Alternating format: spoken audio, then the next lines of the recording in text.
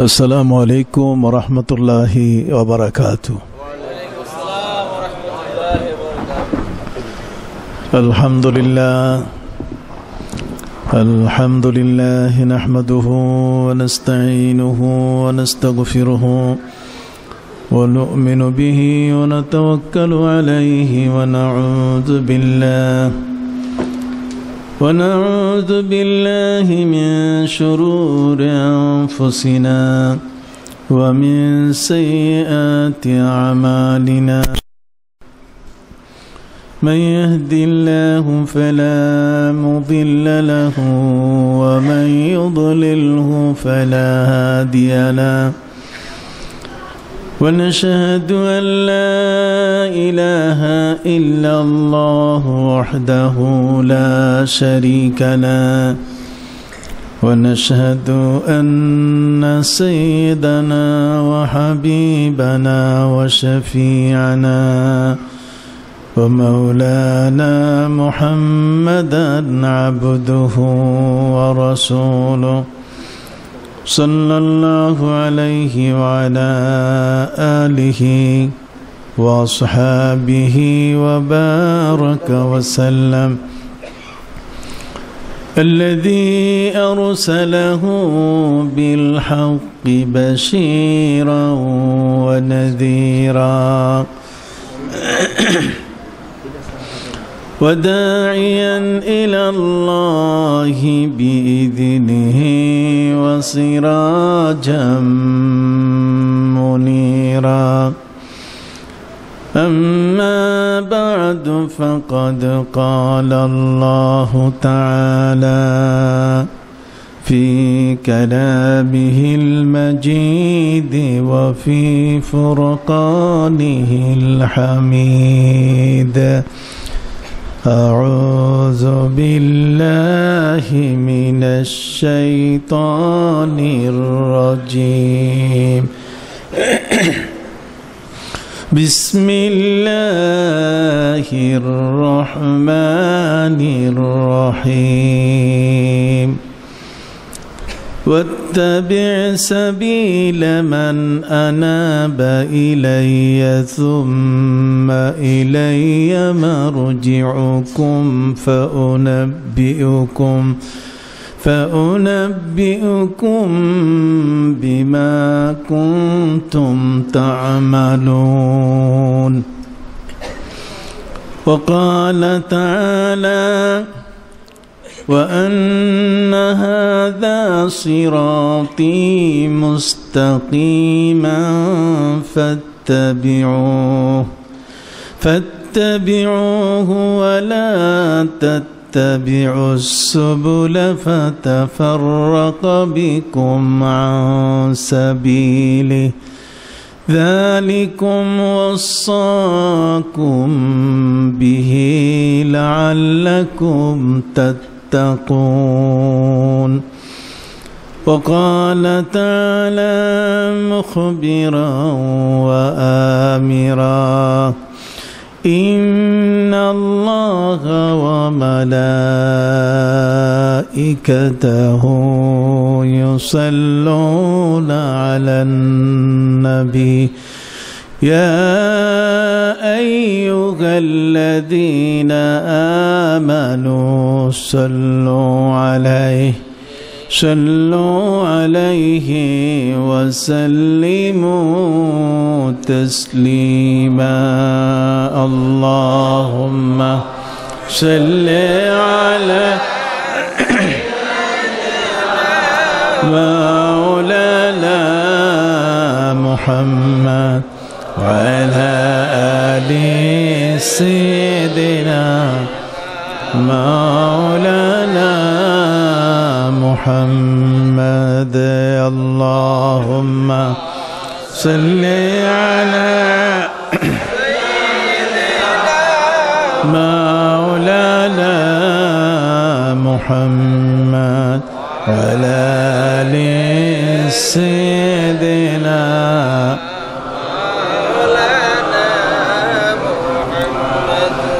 नहीं दो जहां में मिसाल मोहम्मद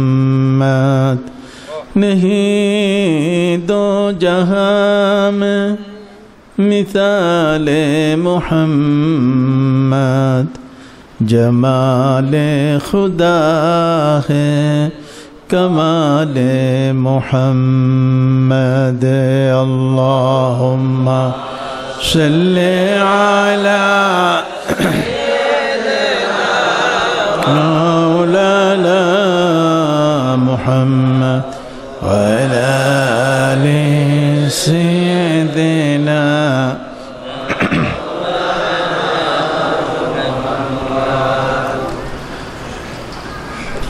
শামসাবাদ দরবার শরীফের বাৎসরিক 3 দিন ব্যাপী তালিমি মাহফিলের আজকের প্রথম দিবসে আমার পাশে উপস্থিত এই বাংলাদেশ সহ উপমহাদেশের শ্রেষ্ঠতম ওলি হযরত পীর শাহ হুজুর কেবলা মদ্দুজুল্লাহ আলী, আজকের এই মাহফিলে উপস্থিত এই বাংলাদেশের আলোড়ন সৃষ্টিকারী অন্যতম বক্তা, তাসাউফের উপরে বিশেষ জ্ঞানের অধিকারী হযরত মাওলানা মাহবুবুর রহমান সহ আজকের এই মাহফিলে উপস্থিত শ্রদ্ধেয় উলামা ইকরাম, এই দরবারের আশেকান বৃন্দ, জাকিরিন ভাইরা, আজকের এই মুহূর্তে সর্বস্তরের আমার বয়োজ্যেষ্ঠ বয়কনিষ্ঠ সমবয়সী ভাইরা, পর্দার আড়ে বোনেরা, আল্লাহ পাক রব্বুল আলামিনের অশেষ মেহেরবানি আজকের মাহফিলে আসতে পেরে পীর মুর্শিদ হুজুর কেবলা আমাকে যখন ফোন করেন তখন এই ফোনটাকে আমি আদেশ হিসাবে মেনে নিই। একজন মুরিদ যেমন তার পীরের দরবারে আসে, আমি ঠিক এমনি করে তার দরবারে আসি, কোনো তফাদের ভিতরে নেই। আমি মনে করি যে আমি সেখানে গেলে কিছু দোয়া পাব, এবং এমন একজন হক্কানি ওলি বেমিসাল এই বাংলাদেশের নজরে খুব কম পড়ে। আল্লাহ পাক রব্বুল আলামিন তার হেদায়েতের জন্য এই মণিপুর গাজীপুরের শামসাবাদ এই এলাকাটিকে আল্লাহ তাআলা কবুল করেছেন। আমি বিশ্বাস করি এলাকার মানুষ অনেক বড় ভাগ্যবান, যার কারামতের জহুর, যার কারামতের প্রকাশ আমাদের চোখের সামনে স্পষ্ট। এত অল্প সময়ের মধ্যে আল্লাহ পাক রব্বুল আলামিন তার মাধ্যমে হেদায়েতের দুয়ার খুলে দিয়েছেন। এলাকাবাসী আজকে তাকে কতটুকু বুঝতে পেরেছেন জানি না, কিন্তু দেশের আলিম ওলামা, দেশের যারা জ্ঞানী ব্যক্তি, তারা বুঝেন যে একজন আল্লাহর ওলির এই জমিনে পদার্পণ ঘটেছে। কাজী শামসাবাদ এলাকার মানুষ ভাগ্যবান। পাশাপাশি আমরা যে যেখান থেকে এসেছি, দেশের বিভিন্ন প্রান্ত থেকে এই তালিমি জলসায় 3 দিন ব্যাপী আখিরি মুনাজাত পর্যন্ত এখানে যে সমাবেশ ঘটবে, এই তালিমে যারা অংশগ্রহণ করবেন, আল্লাহ পাক রব্বুল আলামিন তাদের সবাইকে যেন ফায়জিয়াব হওয়ার তৌফিক দেন, সকলে বলুন আমিন। আমি আমার শুরুতেই আমি বলেছি যে আমি একজন মুরিদের মতো পীরের দরবারে আসলে যেমন, ঠিক সেভাবেই আমি এখানে এসেছি। হুজুর কেবলার তিনি আমাকে ফোন করেছেন, আমি আদেশ মনে করেছি। এই কথাটি বলার কারণ হলো এই যে আজ এ সমাজের থেকে আদব উঠে গেছে। আমরা যার দরবারে এসেছি, যার পাশে এসেছি, তিনিও তো আমাদের মতো মানুষ। মেডিকেল সায়েন্সে যদি নেওয়া হয়, কোনো ওটিতে ডাক্তার যদি দেখেন, তাহলে কোনো পার্থক্য তিনি করতে পারবেন না। মানুষ হিসাবে কোনো পার্থক্য নেই। তার যেমন দোকান হাত আছে, আমাদের দোকান হাত আছে। সম্মানিত সুধী, যদি মূল্যায়ন এভাবেই হয়, তাহলে পৃথিবীতে কোনোদিন কোনো মানুষকে মূল্যায়ন করা যাবে না। কবি বলেছেন, গর্বসুরদ আদমি ইনসাবুদে, গর্বসুরদ আদমি ইনসাবুদে, আহমদ বু জাহাল এক সাবুদে। যদি বিষয়টা এমনই হয় যে পায়ের সংখ্যা, হাতের সংখ্যা দেহের অবকাঠামোর অবস্থান সম্পর্কে যদি আবু জাহাল আর আমার নবীকে যদি সমান মনে করা হয়, তাহলে এর চেয়ে বড় জাহালাতি, এর চেয়ে বড় মূর্খতা আর পৃথিবীর মধ্যে নাই। আল্লাহ সুবহানাহু ওয়া তাআলা প্যারা নবী রাসূল করিম সাল্লাল্লাহু আলাইহি ওয়াসাল্লামের সৃষ্টির মধ্যে যে বৈশিষ্ট্যাবলী রেখেছেন, তার আর সাধারণ মানুষের মধ্যে একরকম নয়। এটা ভাবা কখনো উচিত নয়। মহাগ্রন্থ আল কোরআনের মধ্যে আল্লাহ সুবহানাহু ওয়া তাআলা বলেছেন, তিলকার রুসুলু ফাদ্দালনা বা'দাহুম আলা বা'দ মিনহুম মান কাল্লামাল্লাহু ওয়া রাফা বা'দাহুম দারাজাত। আল্লাহ সুবহানাহু ওয়া তাআলা রসুল পাঠিয়েছেন, কিন্তু রসুলদের মধ্যেও ডিভিশন। কোন রসুলের চেয়ে কোন রসুলকে আল্লাহ পাক রব্বুল আলামিন বিশাল মর্যাদা দান করেছেন। সম্মানিত সুধী, সেই মর্যাদার উপরে ভিত্তি করে জগতের নবী এবং রসুল যারা এসছেন, তারা আমাদের নবীর উম্মত হওয়ার জন্য আকাঙ্ক্ষা পেশ করেছেন। কোনো যুক্তিতে তারা যান নাই, কোনো তর্কে তারা যান নাই, কোনো ডিবেটে তারা যান নাই যে তিনিও রসুল, আমরাও রসুল, আমাদের চেয়ে তার মর্যাদা বেশি হবে কেন? না, বরং আল্লাহ সুবহানাহু ওয়া তাআলা তার প্যারা হাবিব, যাকে সৃষ্টি না করলে জগতের কিছুই সৃষ্টি করা হতো না। এই বিশ্ব জগতের যত জ্ঞান বিজ্ঞান রয়েছে, সকল জ্ঞান বিজ্ঞানের আকর যিনি, সকল জ্ঞানের গুণী যিনি, জগতের মধ্যে এলমে জাহের বলেন, এলমে বাতেন বলেন, শরীয়ত, তরিকত, মারিফাত, হাকিকাত, পৃথিবীর মধ্যে যতগুলো এই পরিভাষায় আমরা যেগুলো বুঝে থাকি, যাই বলেন না কেন, তাবৎ পৃথিবী জগতের যা কিছু জ্ঞান, সমস্ত জ্ঞানের ভান্ডার আমার নবী সাল্লাল্লাহু আলাইহি ওয়াসাল্লামকে আল্লাহ তাআলা দান করেছেন। নবী করিম সাল্লাল্লাহু আলাইহি ওয়াসাল্লাম বলেছেন, উতিতু ইলমাল আউয়ালিন ওয়াল আখিরিন। আগের পরের জগতের কোনো জ্ঞান আল্লাহ তাআলা আমার জন্য বাকি রাখেন নাই। কোনো জ্ঞানকে আল্লাহ পাক রব্বুল আলামিন আমার জন্য অস্পষ্ট রাখেন নাই। যে কারণে নবী করিম সাল্লাল্লাহু আলাইহি ওয়াসাল্লাম চ্যালেঞ্জ করে বলেছেন, সালু আন্নি উজিবু লাকুম। তোমরা আমার কাছে প্রশ্ন করো, জানতে চাও, তোমরা আমার কাছে প্রশ্ন করো। কেন? তিনি তার পরিচয় দিয়েছেন, বুইস্তু মুআল্লিমান, আমি তোমাদের মাঝে শিক্ষক হয়ে আগমন করেছি। তিনি তার পরিচয় দিয়েছেন শিক্ষক হওয়ার পরিচয়। শিক্ষক হওয়ার পরিচয় তিনি নিজেই বলেছেন, ইন্নামা আনা লাকুম মিসলুল ওয়ালিদি লিওয়ালাদি ওয়া আল্লিমুকুম দীনাকুম। আমি তোমাদের কাছে একজন পিতার ভূমিকা এসেছি, অতএব একজন অভিভাবক হয়ে তার অধীনস্থদের প্রতি যেমন নজর রাখে, আমি তোমাদের সেভাবে নজর দেওয়ার জন্য এসেছি। সুবহানাল্লাহ। যে রাসূল তার নিজের পরিচয় দিয়েছেন, বুইস্তু মুআল্লিমান, শিক্ষক হয়ে আমি আগমন করেছি, তিনি তার পরিচয় কোথাও হাদিস শরীফের মধ্যে কোনো হাদিস একটিও খুঁজে পাওয়া যাবে না যে নিজেকে তিনি ছাত্র হিসেবে পরিচয় দিয়েছেন। তিনি ছাত্র হিসেবে পরিচয় দেন নাই, তিনি পরিচয় দিয়েছেন কি? শিক্ষক হিসাবে। কেন? যে শিক্ষক হিসেবে পরিচয় দিয়েছেন, এই পৃথিবীর মধ্যে আল্লাহ পাক রব্বুল আলামিন তাকে কারো ছাত্র বানান নাই, বরং স্বয়ং আল্লাহ নিজেই তার শিক্ষক ছিলেন। কোরআন বলছে, ওয়া আল্লামাকা মা লাম তাকুন তা'লাম। জগতের এমন কোনো বিষয় নাই যে বিষয়গুলো আমি আপনাকে জানাই নাই। মা কুনতা তাদরি মাল কিতাব ওয়ালাল ঈমান। এই বিষয়টি নিয়ে নানা বিতর্ক তুলেছে কিছু উদ্ভট আলেম সম্প্রদায়, যে রসুল কিতাবও জানেন না, রসুল ঈমানও জানেন না। সম্মানিত সুধী, রসুল করিম সাল্লাল্লাহু আলাইহি ওয়াসাল্লাম তিনি যে বিশাল বড় জ্ঞানের এক মহাজগতের মহাবিজ্ঞানী, সে বিষয়টি ওই জ্ঞান পাপীরা স্বীকৃতি দিতে চায় নাই। যে কারণে এই জগতের মধ্যে তাকে নিয়ে নানা ধরনের বিভ্রান্তি সৃষ্টি করা হয়েছে। কিন্তু বিশ্বনবী প্যারা নবী রসুল করিম সাল্লাল্লাহু আলাইহি ওয়াসাল্লাম তার নিজের পরিচয় শুধু নিজেই তিনি দেন নাই, তার সম্মান, তার মর্যাদা, তার ইজ্জত, তার হুরমত, তার মান, তার স্ট্যাটাস, তার জীবনের যা কিছু যতটুকু সম্মান তার জীবনে প্রয়োজন, তাকে প্রয়োজন, আল্লাহ তাআলা সবগুলো পরিষ্কার ভাষায় বলেছেন, ওয়াতু আজিরুহু ওয়াতু আকিরুহু ওয়াতু সাব্বিহুহু বুকরাতাও ওয়া আসিলা।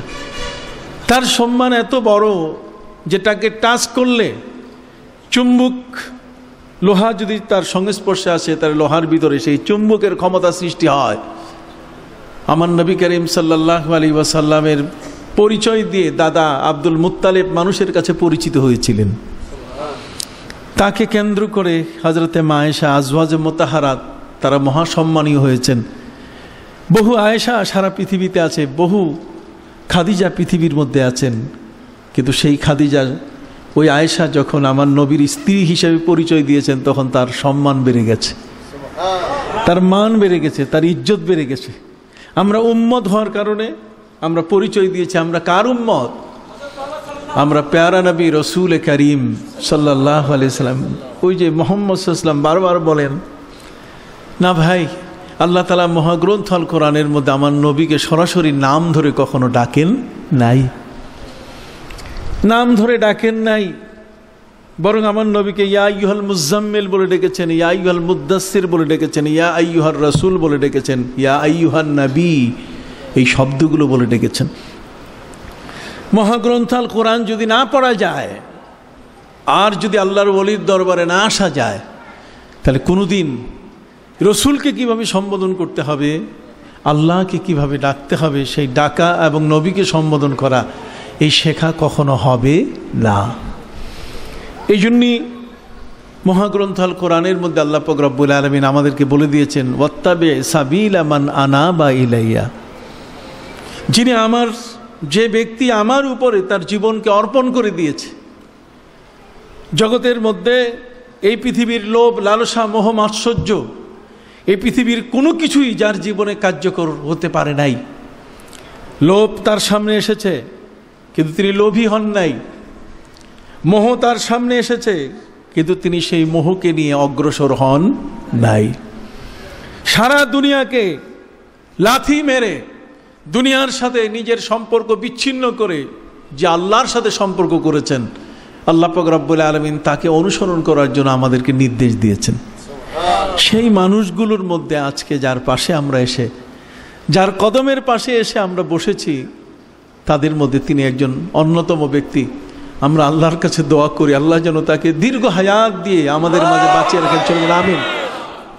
তার মতো একজন মহান ব্যক্তি, যেদিন এই জাতি তাকে হারাবে সেদিন বুঝতে পারবে যে তার মূল্য কত বড় ছিল। সম্মানিত সুধী, মহাগ্রন্থ আল কোরআনের দুখানা আয়াত আমি আপনাদের সামনে দুটো জায়গা থেকে তেলাওয়াত করেছি কয়েকটি কথা বলবার জন্য। সেটা হলো এই যে আমরা যে এখানে এসছি, কিসের জন্য এসছি? আমরা কি এখানে বিরিয়ানি খাবার জন্য আসছি? কথা বলেন। আমরা যে এখানে আসছি, আমরা আমাদের নিয়তটা কি, আমাদের উদ্দেশ্যটা কি, কি কারণে আমরা এখানে এসেছি, আমাদের এখানে আসার দরকারটা কি? এখন ঘরে ঘরে মসজিদে মসজিদে তবলিগের লোক যায়, মেয়েরা পর্যন্ত এখন এক বাড়ি থেকে আরেক বাড়িতে যাওয়া শুরু করেছে। আমাদের মসজিদগুলোতে কোনো এমন ওয়াক্ত যায় না যে মসজিদের ওয়াক্তে ইমান একিনের ঘোষণা হয় না। এই সব ঘোষণা হওয়ার পরও আমরা, আমাদের কিছু মানুষ তো এখানে আছেন যারা দূর থেকে এখানে এসছেন, 3 দিনের জন্য তারা এখানে মুসাফিরি হালতে, কেউ বা অথবা যারা এখানে তাদের ঘর, তাদের বাড়ির প্রয়োজন সব কিছু মিটিয়ে যারা এখানে এসে 3 দিন পর্যন্ত এখানে থাকবেন, অবস্থান করবেন, এখানে আপনারা কিছু সময় জন্য থাকবেন, আপনাদের উদ্দেশ্যটা কি? সম্মানিত সুধী, আমি এই জন্য এইটার উপরে দুটো কথা আমি বলতে চাই। আপনারা জানেন নিয়ত এটা সবচেয়ে বড় জিনিস। নিয়ত মুখে বলার প্রয়োজন নাই, একদল মৌলবি আমাদের কাছে বলে। আগে আমরা তো নাওয়াইতু আন উসাল্লি লিল্লাহি তাআলা মুখে উচ্চারণ করতাম, তারা সেটাকে এখন জাহেরে রাখেন নাই, বাতেনে নিয়ে আসছেন। বাতেন মানে না, তারপরও বাতেনে নিয়ে আসছে তারা বলছে নিয়ত হিয়া কাসদুল কালব, নিয়ত হচ্ছে অন্তরের ইরাদা। তাহলে অন্তর বলতে গেলে ভিতরে একটা কিছু আছে, একটা তো ভিতরে কিছু আছে, না হলে ভিতরের জিনিসটাকে ওরা অস্বীকার করত। তাহলে ভিতরে আছে বিধায় সেই জিনিসটাকে তারা কি করছে, স্বীকার করতেছে। তাহলে বোঝা গেল বাতেন বলতে গেলে একটা জিনিস আছে। সম্মানিত সুধী, এই নিয়ত, যেই নিয়তের উপরে ভিত্তি করে ইমাম বুখারী আলাইহির রহমাত তার বুখারী শরীফের ৭,৩৭৫ হাদিসের মধ্যে সর্বপ্রথম হাদিস তিনি নিয়তের হাদিস নিয়ে এসছেন। আমরা যে আজকে আসছি ইমাম বুখারীর সবকটা একটু ধরি। আমরা এখানে যারা এসছি আমাদের নিয়ত কেমন হওয়া উচিত, কি রকম নিয়ত হওয়াটা প্রয়োজন। আপনি জানেন ইসলামের 4টা হাদিস এমন আছে যার উপরে গোটা ইসলামটা দাঁড়ানো আছে। ইসলামটা দাঁড়িয়ে আছে 4টা হাদিসের উপরে। তার মধ্যে একটি হলো নিয়তের উপরে, ইন্নামাল আমালু বিন নিয়াত। আমাল শব্দটা আমলের বহুবচন, আর নিয়াতের বহুবচন হচ্ছে কি, নিয়াত। দুইটাই বহুবচন আনা হয়েছে। তার অর্থ হলো এই যে একটা কাজ করতে গিয়ে অনেক নিয়ত করা যায়। একটা আমলের ভিতরে আরো অনেক আমল আছে। একজন যখন নামাজে আসেন তখন নামাজ পড়তে গেলে শুধু সেজদায় তিনি করে যান না, বরং নামাজের মধ্যে রুকু আছে, কথা বলেন, নামাজের মধ্যে কেরাত আছে, নামাজের মধ্যে তাসবিহাত আছে, নামাজের মধ্যে আরো অনেক কাজ আছে। অতএব একজন ব্যক্তি যে কাজগুলো করছে, ইন্নামাল আমালু বিন্নিয়াত, স্পষ্ট করে সেখানে বলে দেওয়া হলো। আমার নবীজি পরিষ্কার ভাষায় বলে দিলেন যে কাজের সফলতা, একটা কাজের সফলতা আপনারা শুনে থাকবেন বা দেখে থাকবেন, ডিসকভারি চ্যানেল পশু প্রাণী জগৎকে নিয়ে সাধারণত দেখানো হয়। সেখানে আপনার ইচ্ছায় হোক অনিচ্ছায় হয়, একটা জিনিস যদি আপনার চোখে পড়ে থাকে যে একটা বাঘ একটা প্রাণীকে যখন শিকার করছে তখন কিন্তু সাথে সাথে শিকার করে না, সে কিন্তু তার মানে অ্যাম্বিশন, তার লক্ষ্যটাকে সে স্থির করে, সে ভালো মতো নিয়ত করে যে একে আমি ধরবই, কথা বলেন। যখন সে পুরোপুরিভাবে এটাকে ধরার জন্য সে ওত পেতে স্বাভাবিকভাবে সে হঠাৎ করে সামনে আসলো আর খপ করে ধরে নিল, তা না। কিন্তু যখন সে পুরোপুরি প্রস্তুতি নিয়ে ফেলে তখন সে এই প্রস্তুতি নিতে গিয়ে সেখানে তার প্রস্তুতিতে দৌড় সহ যা আছে, ঝাঁপ সহ যা আছে, দৌড় ঝাঁপ সহ সবটাকেই কিন্তু সে ঠিক করে নিয়ে তারপর আক্রমণ করে। কি বলেন, ঠিক কিনা? যে কোনো কাজের জন্য যদি তার পরিকল্পনা না থাকে, নিয়ত যদি না থাকে, তাহলে সে কাজটি কোনোদিন সে সফল হতে পারে না। আমার নবী সাল্লাল্লাহু আলাইহি ওয়াসাল্লাম মক্কা মুআজ্জামা থেকে মদিনা মুনাওয়ারা তিনি হিজরত করলেন। সাহাবায়ে ইকরাম তার সঙ্গী হয়ে মদিনায় গেলেন। মদিনায় যাওয়ার পরে, মদিনায় তারা গেছেন কেন? মদিনায় গিয়েছেন এ কারণে যে মক্কায় থাকার কোনো উপায় নাই। মক্কার মানুষদের নির্মম আচরণ, আমার নবী সাল্লাল্লাহু আলাইহি ওয়াসাল্লাম বলছেন, ওয়াল্লাহি ইয়া আরদা মক্কা আনতি খায়রু আরদিল্লাহি ফিল আরদ, হে মক্কার জমিন, খোদার কসম করে বলছি তোমার চেয়ে উত্তম ভূমি এই জগতের মধ্যে আর নাই। ওয়াল্লাহি আনতি খায়রু আরদিল্লাহি ফিল আরদ লাউলা উখরাজতু মা খারাজতু, যদি আমাকে এখান থেকে বের করে দেয়া না হতো তাহলে আমি কোনোদিন তোমাকে ছেড়ে যেতাম না। আমার নবী সাল্লাল্লাহু আলাইহি ওয়াসাল্লাম মাতৃভূমির দিকে তাকিয়ে বারবার তিনি মক্কাকে লক্ষ্য করে তিনি বলছিলেন, আরদে মক্কা ইয়া আরদা মক্কা গায়রে জাবিল উকুল।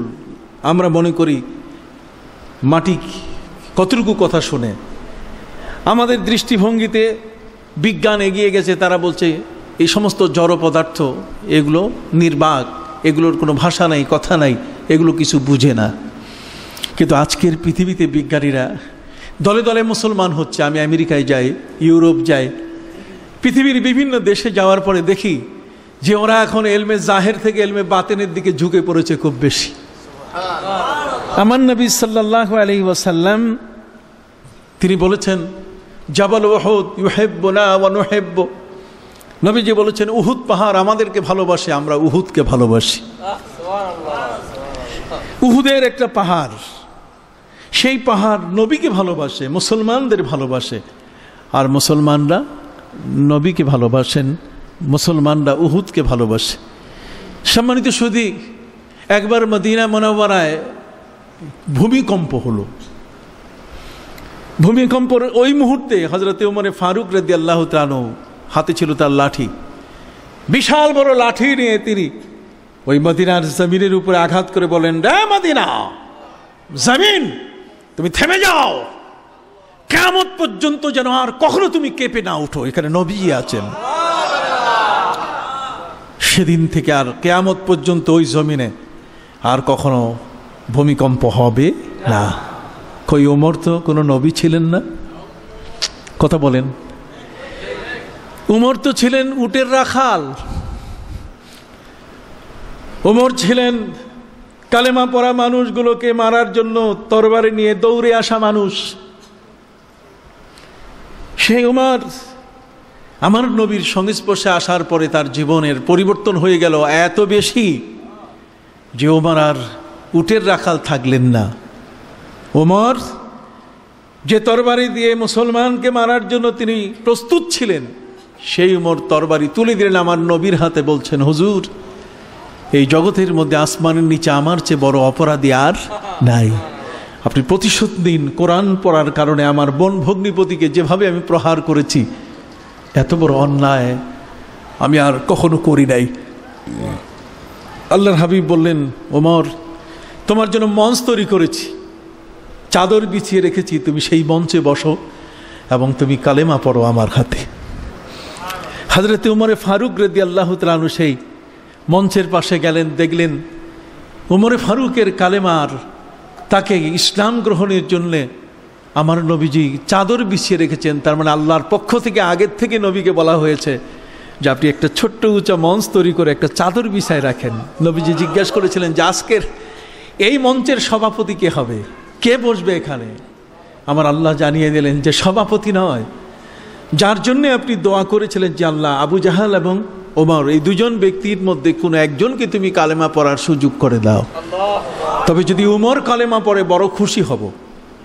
আমার আল্লাহ বলছেন, আমি তো আপনাকে খুশি করার জন্যই, কাদ নারা তাকাল্লুবা ওয়াজহিকা ফিস সামা ফালানুওয়াল্লিয়ান্নাকা কিবলাতান তারদাহা তারদাহা তারদাহা ওয়ালা সাওফা ইউতিকা রাব্বুকা ফাতারদা। আপনাকে খুশি করার জন্য, তারদাহা, আপনি চেয়েছেন যে কাবা কেবলা হোক, এই জন্য তো আমি আপনার জন্যই কেবলা করে দিচ্ছি কাবা। আপনাকে খুশি করাই তো আমার উদ্দেশ্য। মহান স্রষ্টা আমার আল্লাহ আমার নবীকে খুশি করার জন্য বিশ্বের সকল আয়োজন, আর সেই নবী দোয়া করেছেন। আমার আল্লাহ বলছেন, আপনার দোয়া ওমরের বেলায় আমি কবুল করেছি। ওমর, ওই মঞ্চ চাদর বিছানো জায়গায় তুমি বসে যাও, তোমার কালেমার অনুষ্ঠান সেখানে হবে, ইসলাম গ্রহণের অনুষ্ঠান সেখানে হবে।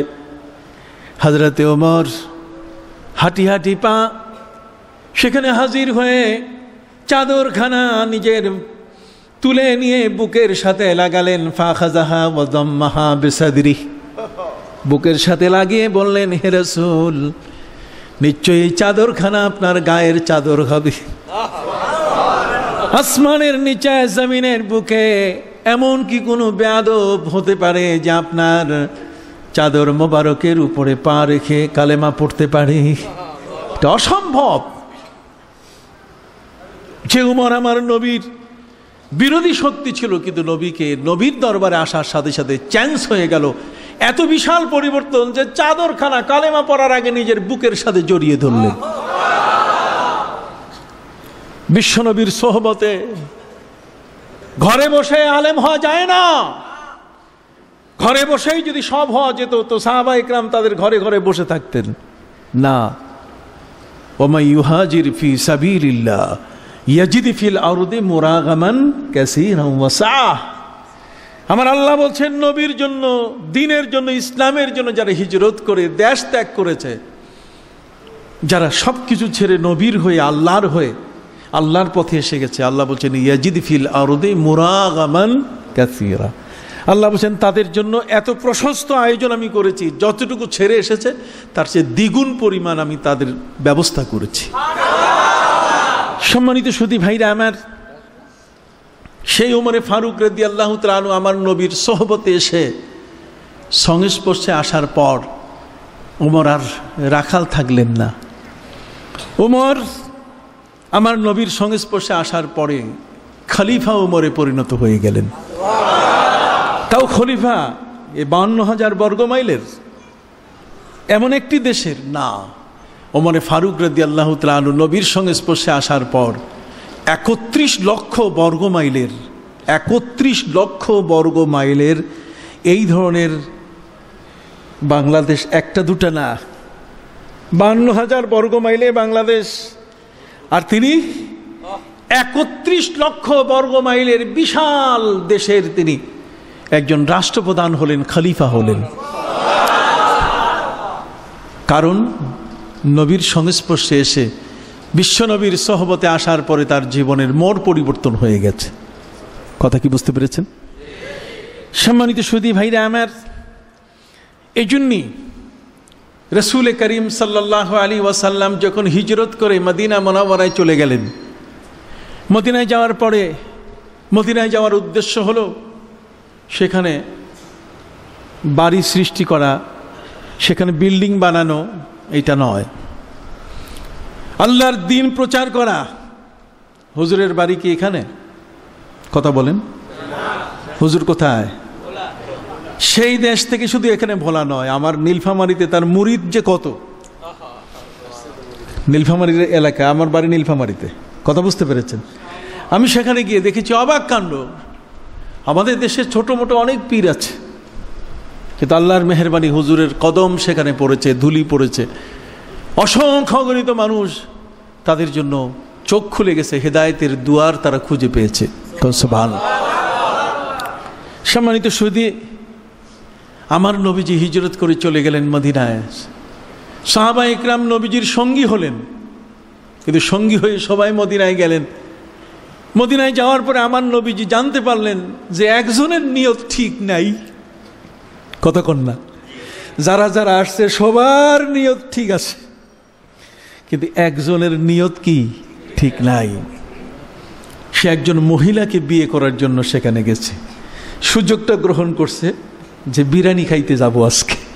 হুজুরের মাহফিল 3 দিন, কতক্ষণ না, 3 দিনের মধ্যে এখানে অন্তত খাওয়াটা তো খাওয়া যাবে। নিয়ত, ইন্নামাল আমালু বিন্নিয়াত। তালিমের জন্য আপনি এখানে এসেছেন, এখানে বিশাল বড় সাইনবোর্ড, যতগুলো লেখা আছে তার চেয়ে বড় লেখা কিন্তু তালিম। কতক্ষণ না, এটার যে ফন্ট সাইড, কত সাইজটা যেটা, এটার ফন্ট সাইড যেটা, এই সাইজটা দেখেন কত বড়, এটা অনেক বড়। কথা বুঝতে পারছেন? তালিম উদ্দেশ্য অন্য কিছু নয়। এখানে যদি না খেয়েও থাকতে হয় তবু আমাকে তালিম নিতে হবে। আমি জানি না কিছু, আমি জানার জন্য এখানে এসেছি। অতএব জানার জন্য যে জায়গাটিতে এসেছি সেই জায়গায় আসার জন্য আপনার নিয়তের প্রয়োজন, নিয়তটাকে পবিত্র করার প্রয়োজন কি খুব বেশি। মদিনা মুনাওয়ারায় নবী করিম সাল্লাল্লাহু আলাইহি ওয়াসাল্লাম একজন সাহাবী, তিনি উম্মে কায়েস, একজন মহিলার উদ্দেশ্যে তিনি এই সফরে নবীর সঙ্গী হয়েছেন। নবীজি দেখলেন সর্বনাশ, যে উদ্দেশ্যে মদিনা থেকে আমরা আসলাম, মদিনা থেকে বিয়ে করার জন্য, মানে মক্কা থেকে বিয়ে করার জন্য আমরা মদিনায় যাই নাই। যদি এই জিনিসটা সংক্রামক ব্যাধির মতো অন্যান্য সাহাবীর মধ্যেও ছড়িয়ে পড়ে, তাহলে ইসলামের মূল উদ্দেশ্য ব্যাহত হয়ে যাবে। এই জন্যই নবী করিম সাল্লাল্লাহু আলাইহি ওয়াসাল্লাম আর দেরি না করে, জুমার দিন ছিল না, মিম্বারে দাঁড়ায় গেছেন। আমাদের ইমাম সাহেবরা সাধারণত জুমার দিনে খুতবা দিতে গিয়ে মিম্বারে দাঁড়ায়, কিন্তু আমার নবী যেদিন এই বক্তব্য তিনি দিচ্ছিলেন, এই হাদিসখানা যখন তিনি উপস্থাপন করছিলেন, সেদিন কিন্তু জুমার দিন ছিল না। মিম্বারে তিনি দাঁড়ালেন। হযরতে উমর ফারুক রাদিয়াল্লাহু তাআলা আনহু তিনি বলছেন, আমি রাসূল সাল্লাল্লাহু আলাইহি ওয়াসাল্লামকে দেখলাম যে তিনি মিম্বারে দাঁড়ালেন এবং তিনি এত গোস্বা হয়ে গেছিলেন সেদিন প্রচণ্ড গোস্বা হয়ে গেছিলেন। তিনি মিম্বারে দাঁড়িয়ে তিনি বলছেন, ইন্নামাল আমালু বিন্নিয়াত, তোমাদের আমলগুলো সফলতা পাবে, তোমাদের কাজগুলো পূর্ণতায় পৌঁছবে, তোমাদের কাজে তোমরা সাকসেস হবে, সফল হবে তখন যখন তোমার নিয়তটা শুদ্ধ হবে। বিন্নিয়াত আর বিন্নিয়াতিস সালিহা। এরপর নবী করিম সাল্লাল্লাহু আলাইহি ওয়াসাল্লাম যে শব্দগুলো বলেছেন সেই শব্দগুলোর দিকে যদি একটু আপনারা লক্ষ্য করেন, আমি মনে করব যার এই ওয়াজ, এই মজলিস আর কখনো প্রয়োজন হবে না। সম্মানিত শুধু আমার নবী যে বলেন, ওয়া ইন্নামা লিকুল্লি ইমরিইম মা নাওয়া। আমার নবী বলেন, যে যেমন নিয়ত করবে ঠিক সে তাই পাবে। যে যেমন নিয়ত করবে সে তাই পাবে। তাহলে নিয়তের গুরুত্ব অনেক বেশি, কতক্ষণ না? নিয়তের গুরুত্ব কি? অনেক বেশি। ওয়া ইন্নামা লিইমরিইম মা নাওয়া। এরপর নবীজি এই শব্দটাকে, এই বাক্যটাকে আবার তিনি ব্যাখ্যা করলেন দুটো ভাষায়। একটা হচ্ছে ফামান কানাত হিজরতুহু ইলাল্লাহি ওয়া রাসূলি ফাহিজরতুহু ইলাল্লাহি ওয়া রাসূলি। আর দ্বিতীয় ব্যাখ্যা করলেন, ওয়ামান কানাত হিজরতুহু ইলা দুনিয়া ইউসিবুহা আও ইলা ইমরাতিন ইয়ানকিহুহা ফাহিজরতুহু ইলা মা হাজারা ইলাই। আল্লাহর নবী বললেন, শোনো, তোমরা যেমন নিয়ত করবে তেমন পাবে। তোমার নিয়তের উপরে আল্লাহ পাক রব্বুল আলামিন বরকতের দুয়ার খুলে দেবেন। ভালো যেমন এর দ্বারা, মন্দ তেমন এর দ্বারা। নিয়তের উপরে ভালো এবং মন্দ নির্ভর করছে। আল্লাহ রসুল বললেন, ফামান কানাত হিজরাতুহু ইলাল্লাহি ওয়া রাসূলি। তুমি যদি আল্লাহ এবং আল্লাহ রসুলকে পাওয়ার জন্য দেশ ত্যাগ করো, তাহলে ফাহিজরাতুহু ইলাল্লাহি ওয়া রাসূলি, তাহলে তার হিজরত হবে, তার দেশ ত্যাগ হবে আল্লাহ এবং আল্লাহর রসুল পাওয়ার জন্যে। সে আল্লাহ এবং আল্লাহ রসুলের জন্যই হিজরত করেছে, কিন্তু এখনো অস্পষ্ট, হাদিসের ব্যাখ্যা এখনো পরিষ্কার না। শেষের অংশটাতে আমার নবী বললেন, ওমান কানাত হিজরতুহু ইলা দুনিয়া ইউসিবুহা।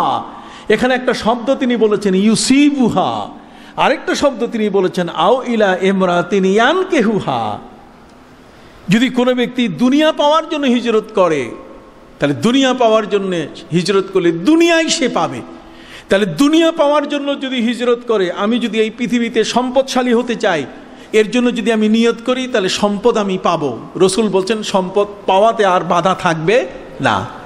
তাহলে সম্পদ পাওয়াতে যদি বাধা না থাকে, তাহলে ফামান কানাত হিজরতুহু ইলাল্লাহি ওয়া রাসূলি, যদি কেউ আল্লাহ পাওয়ার জন্য হিজরত করে, আল্লাহ পাওয়ার জন্য যদি কেউ নিয়ত করে, তাহলে সে কাকে পাবে? আল্লাহকে পাবে। দুনিয়া পাওয়ার জন্য হিজরত করলে আমার নবী বলেন ইসিবুহা, সে দুনিয়াই পাবে। তাহলে দুনিয়া যদি পায়, তাহলে আল্লাহ পাওয়ার জন্য যদি কেউ হিজরত করে, নিয়ত করে, সে আল্লাহ পাবে না? দুনিয়া যদি পাওয়া যায় তাহলে আল্লাহ পাওয়া যাবে না? আমি কি আপনাদেরকে বুঝাতে সক্ষম হয়েছি? সম্মানিত সুধী, আমার প্রয়োজন আল্লাহ। আমার নবী লাস্ট ব্যাখ্যা করলেন তৃতীয় অংশের মধ্যে এসে, ফামান কানাত হিজরতুহু ইলা দুনিয়া। দুনিয়া পাওয়ার জন্য যদি কেউ এসে থাকে, সে দুনিয়া পাবে। মক্কা থেকে হিজরত করে যে ব্যক্তি মদিনায় এসছে, তার উদ্দেশ্য হচ্ছে উম্মে কাসকে বিয়ে করা, অতএব সে উম্মে কাসকেই বিয়ে করবে, কিন্তু সে আল্লাহ পাবে না। তাহলে এখানে যদি সে সফল হয়, দুনিয়া পাওয়ার জন্য যদি সে সফল হয়, আও ইলা ইমরাতিন ইয়ানকিহুহা, অথবা নির্ধারিত কোনো মহিলাকে বিয়ে করতে যদি চায়, তাহলে সে তাকে বিয়ে করবেই। তাহলে এখানে যদি সফলতা থাকে, তাহলে আল্লাহ প্রাপ্তির ক্ষেত্রে সফলতা তার চেয়ে বড় কিনা? জোরে বলেন, বড় কিনা? সম্মানিত সুধী, আমরা এখানে আসছি কিন্তু আল্লাহ পাওয়ার জন্য না দুনিয়া পাওয়ার জন্য? দুনিয়া পাওয়ার জন্য হতেপাড়া বাজার আছে, দুনিয়া পাওয়ার জন্য গাজীপুর আছে, ঢাকা আছে, কতক্ষণ বড় বড় মার্কেট আছে, সেখানে গিয়ে মাল পাওয়া যাবে, সম্পদ পাওয়া যাবে, অনেক কিছু পাওয়া যাবে, কিন্তু সেখানে আল্লাহ পাওয়া যাবে না। আল্লাহ পাইতে গেলে আপনাকে আসতে হবে আল্লাহওয়ালার কাছে, কতক্ষণ? আল্লাহওয়ালার কাছে না আসা পর্যন্ত কোনোদিন আপনি আল্লাহকে পাবেন না। আজকে পৃথিবীতে বিভিন্ন বিপদগামী যে সমস্ত মানুষ ইসলামের নামে আজকে নানা ধরনের তাণ্ডব ঘটাচ্ছে, এই বাংলাদেশের মধ্যে এদের চেয়েও আরো জঘন্যতম ব্যক্তি একসময় বাস করেছিল। তাদের জঘন্যতম ব্যক্তি জীবন্ত মুসলমানকে ধরে যারা জবাই করে, তাদের রক্ত দিয়ে যারা হুলি খেলা খেলছে। রাজশাহীর বোয়ালিয়ায় দত্তবাবুরা প্রতিদিন একজন করে মুসলমান ধরে ধরে একটা পাথরের মধ্যে তার গলাটাকে ঢুকাই দিয়া সেখানে তাকে জবাই করে ওই রক্ত দিয়ে তারা হুলি খেলা খেলত। সম্মানিত সুধী, বহুদূরের ইতিহাসে যাওয়ার দরকার নাই। রাজশাহীর পদ্মা নদীর পাড়ে বোয়ালিয়ায় প্রতিদিন একজন মানুষকে, একজন মুসলমানকে জবাই করা হতো। কেন? যে মুসলমানের রক্ত, একে জবাই করতে হবে, মুসলমান একে আর রাখা যাবে না। সম্মানিত সুধী, বাগদাদের বড় পীর আব্দুল কাদের জিলানী, যিনি মহিউদ্দিন, যিনি দ্বীনকে জিন্দা করেছেন, তাতারিরা, চেঙ্গিস খানেরা, এরা বাগদাদের উপরে যখন হামলা করে, তখন হামলাটা ছিল বাগদাদের জমিনের উপরে না, যত মুসলিম সভ্যতা আছে, কৃষ্টি কালচার আছে, এগুলোকে ধ্বংস করে জিকির আজকার, ইসলামী তাহজিব তামাদ্দুন, ইসলামের পোশাক আশাক, দাড়ি টুপি, পর্দা পুশিদা, মুসলমানের যে ধরনের চলাফেরা আচার আচরণ আছে সবগুলোকে ধ্বংস করে একটি নতুন জগতে পরিণত করেছিল। আর সেই সমাজের মধ্যে আল্লাহ সুবহানাহু ওয়া তাআলা এমন একজন মহান ব্যক্তিকে পাঠালেন, যিনি মহিউদ্দিন, যিনি দ্বীনকে সেখানে জিন্দা করছেন। 12.5 লক্ষ অমুসলিম হযরতে বড় পীর আব্দুল কাদের জিলানী রহমতুল্লাহি আলাইহির হাতে কালেমা পড়ে মুসলমান হয়েছেন। আজকে তোমরা বড় বড় লেকচার দাও, দুই একজনকে সাজাইয়া তোমরা মুসলমান বানাও, কথা কর না? এরা সাজানো, এদেরকে সাজাইয়া তাদের সংখ্যা, তোমাদের হাতে যারা কালেমা পড়ছে, মুসলমান হচ্ছে, তারা সংখ্যায় কত? আর বড় পীর আব্দুল কাদের জিলানী রহমতুল্লাহ আলাইহির হাতে প্রায় 12.5 লক্ষ অমুসলিম কলেমা পড়ে কি মুসলমান হয়েছে। এদেশে সম্রাট আওরঙ্গজেব তিনি বলেছিলেন, এই পুরা ভারত, এই ভারতের যত মুসলমান আছে, যে যত রুকু এবং সেজদা, এর সওয়াব একজন আল্লাহর ওলির আমল নামায় যোগ হবে। আর তিনি হলেন হযরতে খাজা মঈনুদ্দিন চিশতি আজমিরি রহমতুল্লাহ আলাই। হযরতে খাজা মঈনুদ্দিন চিশতি আজমিরি রহমতুল্লাহ আলাই কবরে থাকার পরও তিনি বলছেন, তিনি সম্রাট ভারতের, আমি নই, তিনি সম্রাট। সম্মানিত সুধী, 90 লক্ষ অমুসলিম যার হাতে কালেমা পড়ে মুসলমান হয়েছে, এই তাসাউফ কি এখনো হাতে কলমে বুঝাই দিতে হবে? এখনো কি তাসাউফ কাকে বলে এই জিনিসটার ব্যাখ্যা কি প্রয়োজন? 90 লক্ষ অমুসলিম কালেমা পড়ে যার হাতে কালেমা পড়ে মুসলমান হলেন।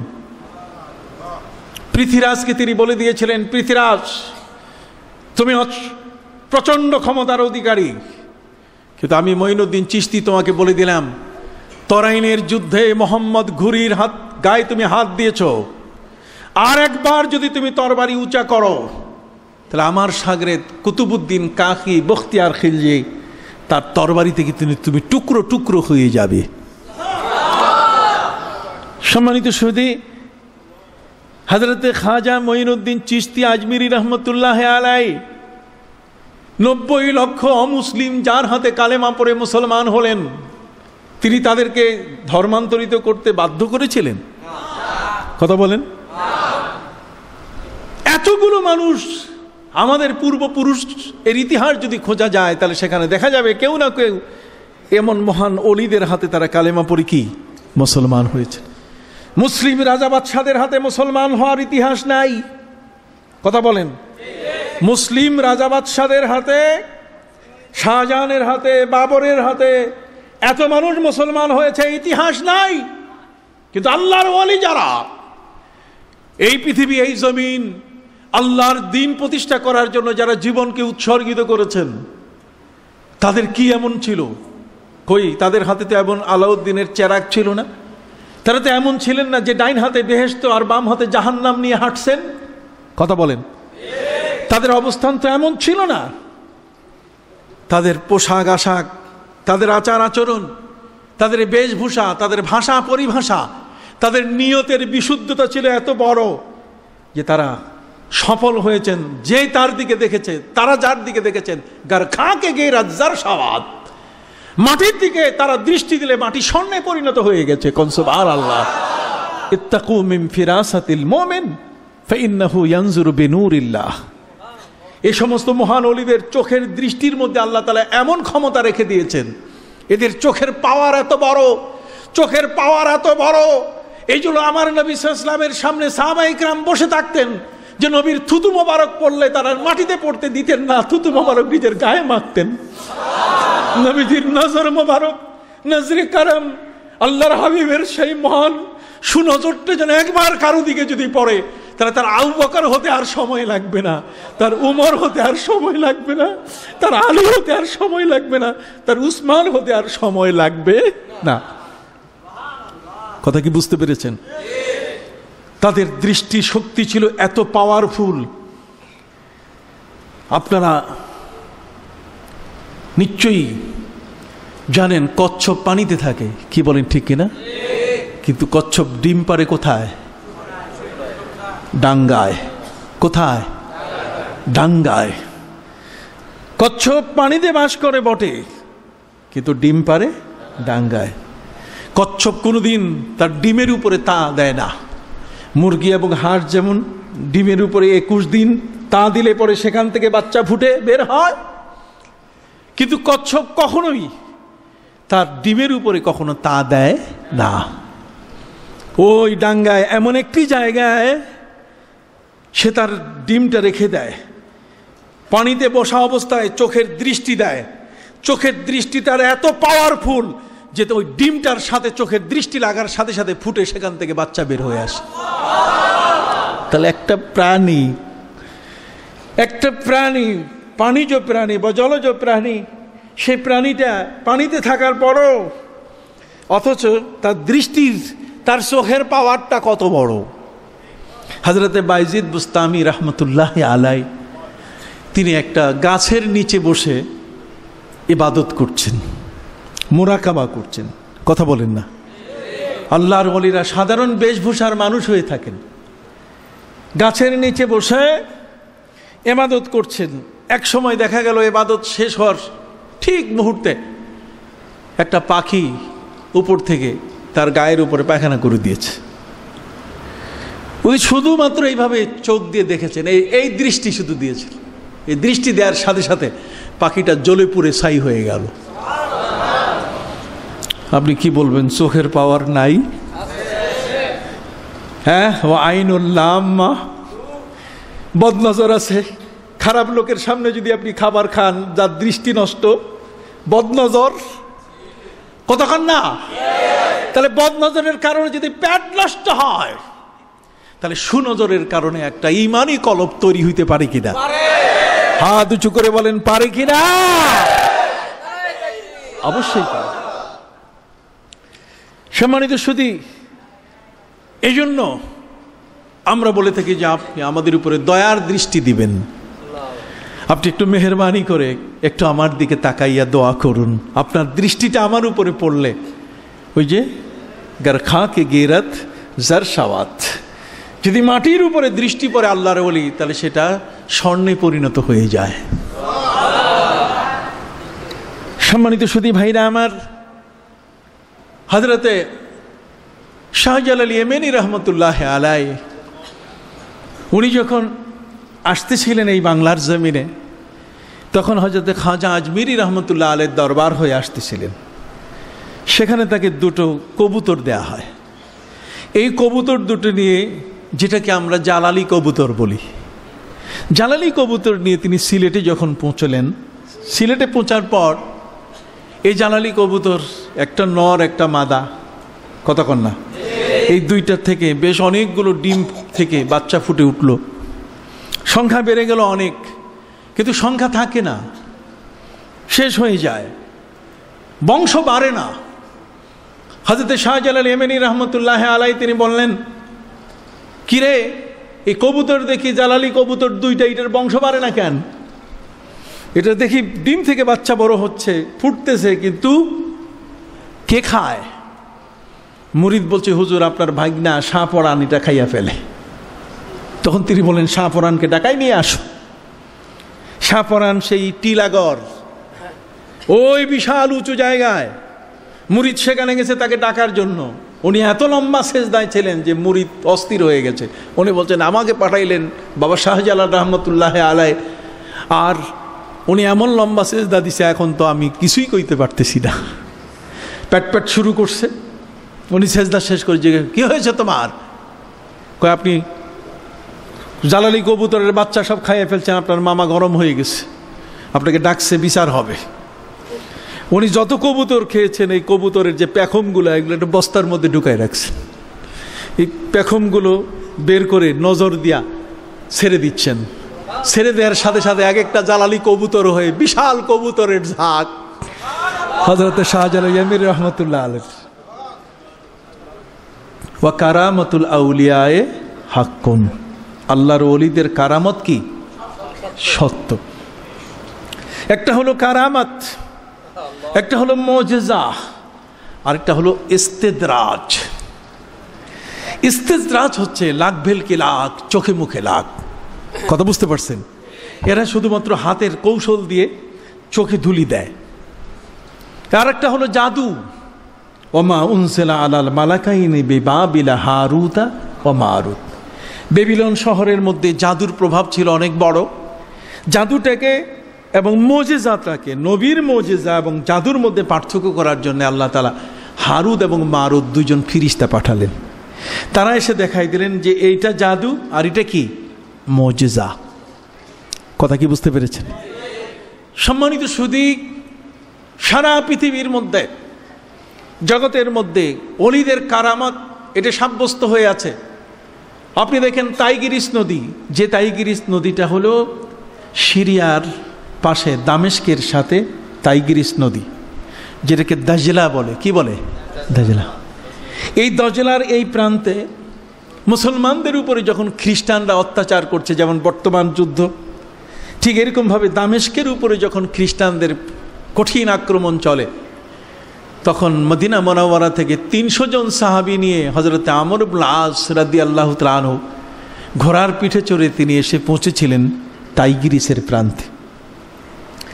টাইগ্রিসের প্রান্তে আসার পরে যখনই তারা এখানে এসে পৌঁছেছেন, তার আগেই খ্রিস্টানরা খবর পেয়ে নদীর পারাপার যত ব্রিজ ছিল, কালভার্ট ছিল, সেতু ছিল, হাক্কা ছিল, চার ছিল, পারাপারের যা ছিল সবগুলো ভেঙে ফেলেছে, যাতে কোনো ক্রমে মুসলমান যেন দামেস্কে প্রবেশ করতে না পারে।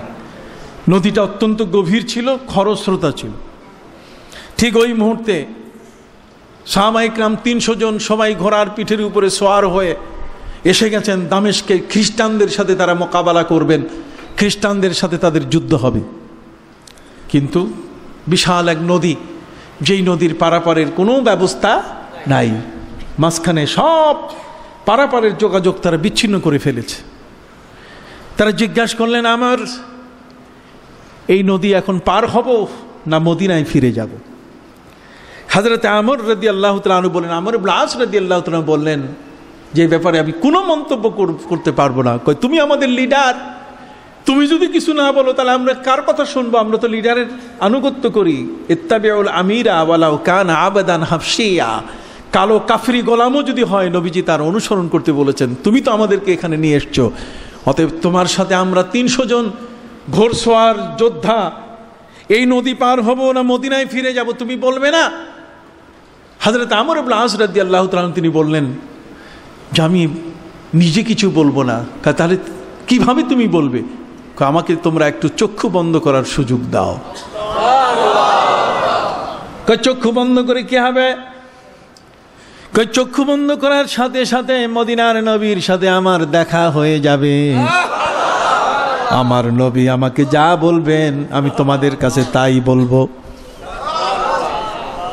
কত বড় তাদের আধ্যাত্মিক যোগাযোগ। এই যুগে মোবাইল ফোনের মাধ্যমে পৃথিবীর এক প্রান্ত থেকে আরেক প্রান্তের খবর আনা যায়, নেওয়া যায়। কিন্তু সেই জগতের মধ্যে আল্লাহ পাক রব্বুল আলামিন আধ্যাত্মিক এমন এক নেটওয়ার্ক তৈরি করে রেখেছিলেন। হযরতে আমর ইবনে আস রাদিয়াল্লাহু তাআলা আনহু চক্ষু বন্ধ করার পরে চক্ষু মেলে তিনি বললেন, সাথীরা, নবীজি বলেছেন তোমরা কেউ ফিরে যেতে পারবে না। हम तो मुसलमान हैं, पीछे हटने वाले नहीं। हम तो मुसलमान हैं, पीछे हटने वाले नहीं। सीने हैं सामने, सरनगू करने वाले नहीं। আমরা মুসলমান, কখনো আমরা পিছু হাঁটতে জানি না। মুসলমানের বুলেট বিদ্ধ হয় বুকে, পিঠে নয়। ভাইরা আমার, हम तो मुसलमान हैं, पीछे हटने वाले नहीं। सीने हैं सामने, सरनगू करने वाले नहीं। আমাদের সিনা বক্ষ সামলে আমরা কারো সামনে অন্যায়ের কাছে কখনো মাথা নত করতে জানি না। হযরতে আমর ইবনে আস রাদিয়াল্লাহু তাআলা বললেন, শোনো, নবীজি সাল্লাল্লাহু আলাইহি ওয়াসাল্লাম বলেছেন, এই দেখেন আমি নবীজি সাল্লাল্লাহু, আমি মোহাম্মদ শব্দ বলতে পারতাম, কথা বলেন না, কিন্তু বলছি না। যে আদব, কথা কন না। একদল বক্তা কোথায় কোথায় মোহাম্মদ সাল্লাল্লাহু আলাইহি ওয়াসাল্লাম এই বলেছেন, মোহাম্মদ সাল্লাল্লাহু আলাইহি ওয়াসাল্লাম এই করেছেন, মোহাম্মদ সাল্লাল্লাহু আলাইহি ওয়াসাল্লাম এটা নো। কোরআন কিন্তু সে আদব আমাকে শেখায় নাই। এই জন্য ভাইরা আমার, হযরতে আমর ইবনে আস রাদিয়াল্লাহু তাআলা আনহু বললেন, এইমাত্র আমার নবীজির সাথে দেখা হলো। চক্ষু বন্ধ করার সাথে সাথে গোটা জগৎ খুলে গেছে।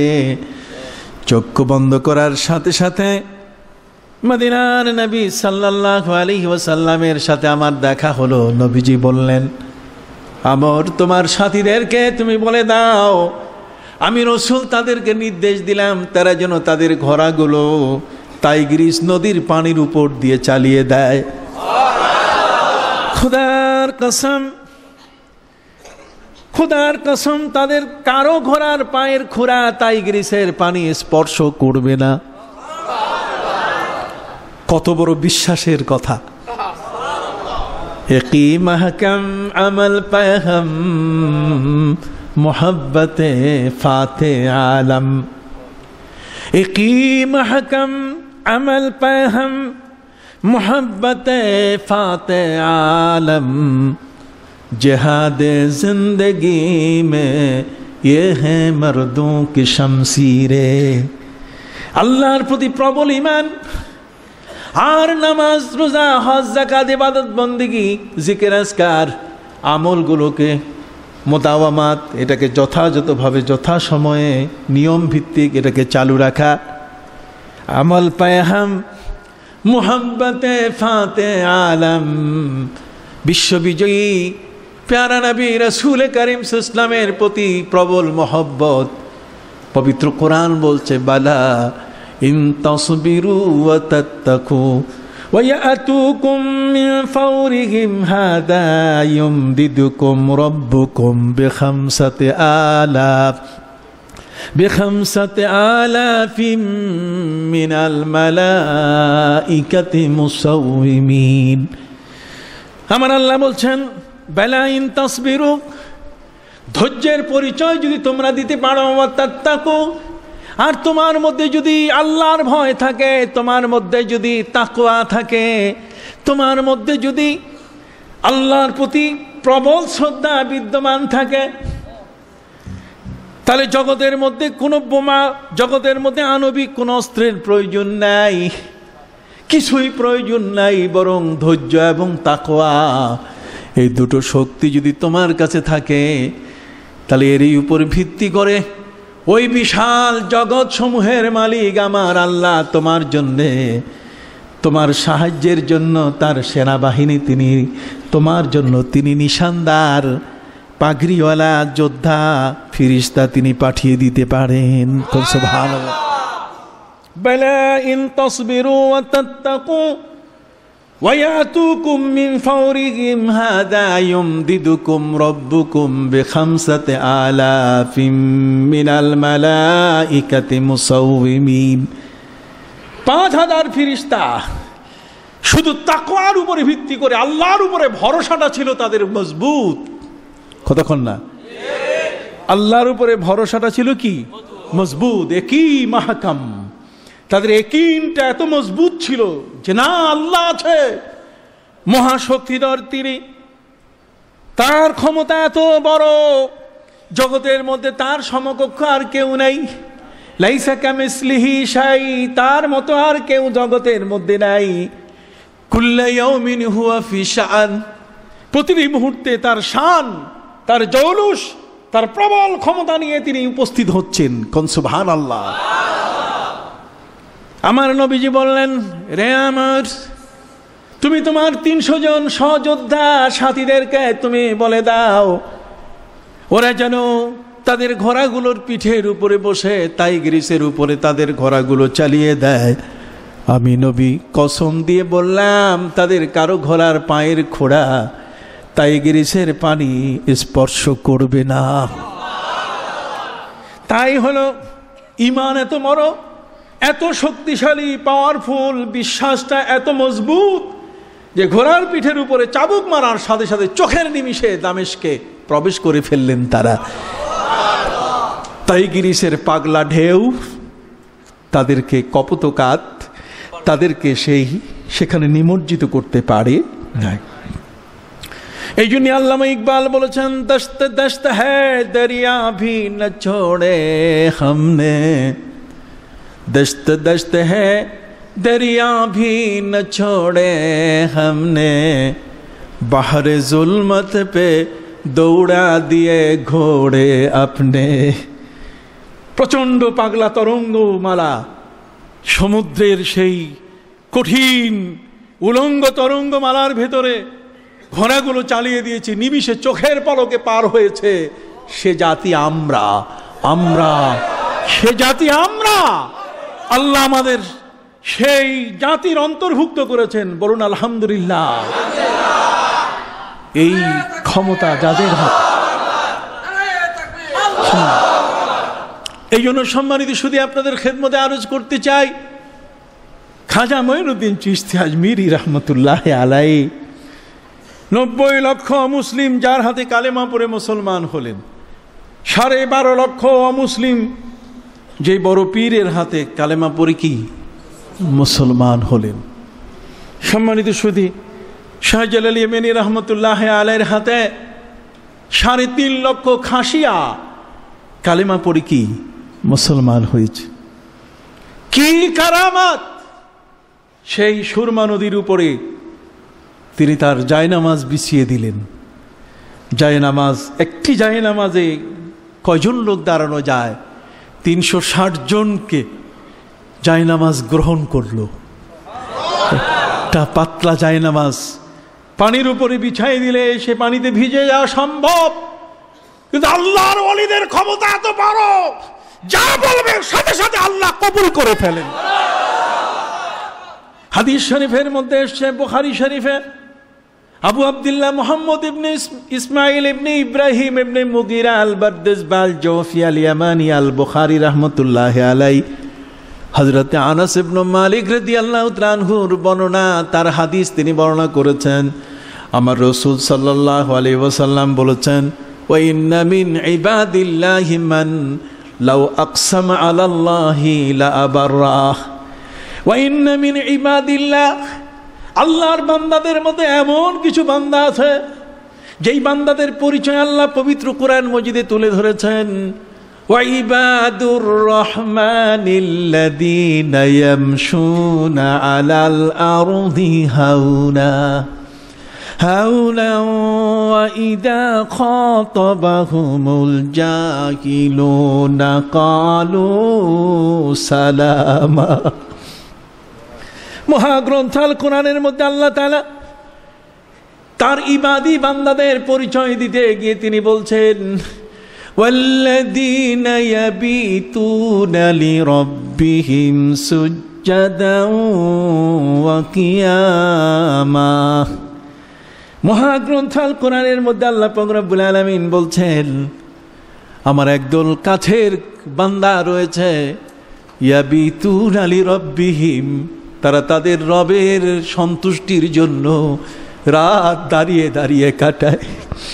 আল্লাযীনা ইয়াযকুরুনাল্লাহা কিয়ামান ওয়া কুউদান ওয়া আলা জুনুবিহিম, যারা এমনি করে, আল্লাযীনা ইয়াযকুরুনাল্লাহা কিয়ামা, দাঁড়িয়ে দাঁড়িয়ে রুকু এবং কিয়াম বিশাল লম্বা করে যারা সময় কাটায় ইবাদতে, আল্লাযীনা ইয়াযকুরুনাল্লাহা কিয়ামান ওয়া কুউদা, বসে বসে, ওয়া আলা জুনুবিহিম, এবং নিজের পার্শ্ব ফিরে, ওয়া ইয়াতাফাক্কারুনা ফি খালকিস সামাওয়াতি ওয়াল আরদ, আর প্রতিটি মুহূর্তে চক্ষু বন্ধ করে আসমান এবং জমিন এর সৃষ্টি সম্পর্কে যারা চিন্তা করেন, চিন্তা করে করে যারা তাদের খালেকের রহস্য খুঁজে বের করেন, বিশাল রহস্য আবৃত জগতের প্রতিটি বিষয় যারা গবেষণা করে করে, তাদাব্বুর করে করে, চিন্তা ভাবনা করে যারা এগুলোকে নিয়ে অগ্রসর হয়ে যান, মহাগ্রন্থ আল কোরআনের মধ্যে আল্লাহ পাক রব্বুল আলামিন তাদের পুরস্কার হিসেবে বলছেন, ওয়াল্লাযীনা জাহাদু ফীনা লানাহদিয়ান্নাহুম সুবুলানা। সুবহানাল্লাহ বলেন। ওয়াল্লাযীনা জাহাদু ফীনা, যারা আমার রাস্তায় মুজাহাদা করবে, আমার রাস্তায় যারা আমাকে বুঝার জন্য প্রতিটি গাছের পাতা দেখে সে চিন্তা করে এর খালেক যিনি, তিনি তো এত বড় ক্ষমতাধর, যেই খালেক সেখানে সেখানে জামের সবুজ পাতা, আমের সবুজ পাতা, জগতের মধ্যে যতগুলো সবুজ পাতা একসাথে করলে কোনোটা কালারের সাথে কোনোটা কালার বনবে না, বনবে? জোরে বলেন। ইখতিলাফু আলওয়ানিকুম ওয়া আলসিনাতিকুম। সম্মানিত সুধী ভাইরা আমার, ওই মহান আল্লাহর সন্ধানে যারা অগ্রসর হয়, যেটি মৌলানা মাহবুবুর রহমান তিনি তার বক্তব্যে মাহবুব সাহেব বলে গেলেন, আনতা আবুদাল্লাহ কান্নাকা তারা, তুমি আল্লাহর ইবাদত করো এমন ভাবে যাতে করে তুমি কাকে দেখতেছো? আল্লাহ। কান্নাকা তারা, যেন তুমি আল্লাহকে দেখতেছো। তার আল্লাহকে দেখার ধ্যান করা, এটা শরীয়ত আমাকে পারমিট দিয়েছে। কথা কন না, কান্নাকা তারা। যে কারণে কবিতার ভাষায় বলেছেন, ইয়া ইলাহি মুঝসে মুঝকো দূর কর, ইয়া ইলাহি মুঝকো দূর কর, তাকে দেখো তুঝসে তুঝকো এক নজর, তাকে দেখো তুঝসে তুঝকো এক নজর। সুবহানাল্লাহ। কোথায় আসছি বাবা? কার দরবারে এসেছি? কোথায়? ইলমে তাসাউফ মানে না, তাজকিয়া নফস মানে না। সাদা রুমাল ঝুলাইয়া কত বাজে কথা বলে, কথা কন। এই ভণ্ডদের কখনো কোনো অনুষ্ঠান দেখবেন না, খবরদার। এরা আমাদেরকে নষ্ট করে ফেলেছে, কথা কন। আমাদের মন মানসিকতা শত শত হাজার হাজার বছরের কৃষ্টি কালচারকে তারা ধ্বংস করে দিয়েছে। আর 5টা বছর গেলে মসজিদে মারামারি শুরু হয়ে যেত তারাবির নামাজ নেয়া, কথা কন না। আল্লাহ নিজে হাতে রক্ষা করছেন আমাদেরকে। সম্মানিত সুধী, আল্লাহর ওয়ালিদেরকে পাত্তাই দেয় না, মানে না। এদেরকে মুশরিক বলে, এদেরকে ভণ্ড বলে। নিজেরা ভণ্ড হইয়া আছে, খবর নাই। নিজেরা ভণ্ড হইয়া আছে, খবর নাই। নামে কয়েকটা মানুষ মাত্র। শয়তান বেশি হওয়া দরকার নাই, এক শয়তানই তো সারা দুনিয়া শেষ করতেছে। কি কথা কি বুঝতে পেরেছে? এই জন্য সম্মানিত সুধী, আরো যাতায়াত বৃদ্ধি করতে হবে। আপনারা একা আসলে হবে না, আপনাদের সন্তানদেরকে নিয়ে আসতে হবে, কথা কন না। একা আসলে হবে না, একা পথ চিনে গেলে হবে না। কু আনফুসাকুম ওয়া আহলিকুম নারা, আপনাকেও বাঁচতে হবে, আপনার আহালকেও বাঁচাইতে হবে, কথা কন। এখন সারা পৃথিবীর মধ্যে মারাত্মক এক ইসলাম নিয়ে সহি ইসলাম পাওয়ার ক্ষেত্রে মারাত্মক ভেজাল সৃষ্টি হয়েছে। আমাদের বাঁচার পথ একটাই, ওয়ান্না হাযা সিরাতি মুস্তাকিমান ফাত্তাবিউ, সিরাতে মুস্তাকিমে চলে আসতে হবে, এছাড়া উপায় নেই। যে কথাটি আপনাদের সামনে তুলে ধরেছিলাম, রাজশাহীর বোয়ালিয়ায় প্রতিদিন একজন মুসলমানকে ধরে ধরে সেখানে জবাই করে তার রক্ত দিয়ে রুহুলি খেলা হতো, মনে আছে কথা? বরফের আব্দুল কাদের জিলানী রহমতুল্লাহ আলাই, আল্লামা কান্নানী রহমতুল্লাহ আলাই বলেছেন যে এই পৃথিবীতে আল্লাহ পাক রব্বুল আলামিন ওলিদের যেমন দেশের দাফাদার থেকে চৌকিদার থেকে দেশের প্রধানমন্ত্রী প্রেসিডেন্ট পর্যন্ত একটা লেভেলে প্রশাসন যেমন সাজানো, কথা বলেন, প্রধানমন্ত্রী, প্রেসিডেন্ট, মন্ত্রী পরিষদ, এমপি, কথা কন না, জেলা, উপজেলা, গ্রাম, ইউনিয়ন, ওয়ার্ড, এগুলো যেমন আছে, আল্লামা কান্নানী রহমতুল্লাহ আলাই তিনি বলেছেন আল্লাহ পাক রব্বুল আলামিন ঠিক এই জগতের মধ্যে তিনি তার এমন কতগুলো পেয়ারা বান্দা দিয়ে, তার মকবুল বান্দা দিয়ে তিনি সাজিয়ে দিয়েছেন, যাদের ক্যাটাগরি, তাদের মধ্যে কেউ হলেন দরবেশ, কেউ হলেন অলি, কেউ হলেন আওতাদ, কেউ হলেন আখিয়ার, কেউ হলেন আবদাল, কথা কন না, কেউ হলেন কুতুবুল ইরশাদ, কথা কন না, কেউ হলেন গাউসুল আজম। এইভাবে আল্লাহ পাক রব্বুল আলামিন দুনিয়াটাকে সাজাই দিয়েছেন। এই দেশের রাষ্ট্রপ্রধান আকাশের বৃষ্টি যদি না হয় তাহলে তারা ওই বৃষ্টির ব্যাপারে আপনাকে কোনো সলিউশন দিতে পারবে না। কিন্তু আল্লাহর ওলিদের এই 10 আঙ্গুলের দুখানা হাতের ক্ষমতা এত বড় যে যখনই হাত তুলে আল্লাহর কাছে বলেন, ওয়া ইন্না মিন ইবাদিল্লাহি মান লাউ আকসামা আলাল্লাহ, যখন আল্লাহর সেই পেয়ারা বান্দা হাত তুলে আল্লাহর কাছে কসম দিয়ে বলে যে আল্লাহ তুমি এই দোয়া আমার কবুল করো, লা বাররা, সাথে সাথে আল্লাহ তাকে বরি করেন, সাথে সাথে আল্লাহ তার দোয়া কবুল করে দেন। কোন সুবহান, কথা কি বুঝতে পেরেছেন? আগরতলার রাজা, বৃষ্টি হচ্ছে না, কি হচ্ছে না? প্রফেসর আব্দুল খালেক রহমতুল্লাহ আলাই একজন ওলি মানুষ, ফুরফুরা দরবারের সম্মানিত সুধী, তাকে তিনি ডাকলেন আগরতলার রাজা যে বৃষ্টি হচ্ছে না। বৃষ্টি হচ্ছে না, আমি কি করব? উনি বলছেন আপনি একটু দোয়া করে দেন। কি করে দেন? দোয়া করে দেন। দোয়া করলে হবে? আমার বিশ্বাস হবে। উনি ওই মুহূর্তে এই দোয়া করার জন্য বললেন যে একটা শুকনা পুকুর দাও, পুকুর দেখাও। সব পুকুরে শুকায় গেছে, একটাতেও পানি নাই। পুকুরে নামার পরে হাত উঠিয়ে শুধু দোয়া শুরু করেছেন, সাথে সাথে বর্ষণ শুরু হয়ে গেছে। প্রফেসর আব্দুল খালেক সাহেব কি নিজের বুদ্ধিতে দোয়া করছেন? কথা কন না? ওরা বলে এই সমস্ত অলি মুশরিক।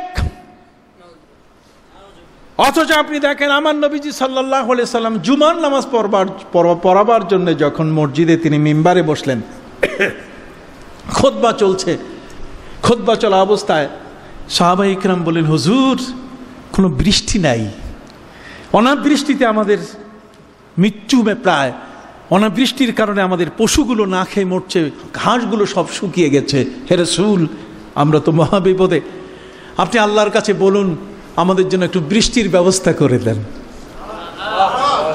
সুবহানাল্লাহ কন না কেন? কোন টিভি দেখতে দেখতে সুবহানাল্লাহ ভুলে গেছি। ভাইরা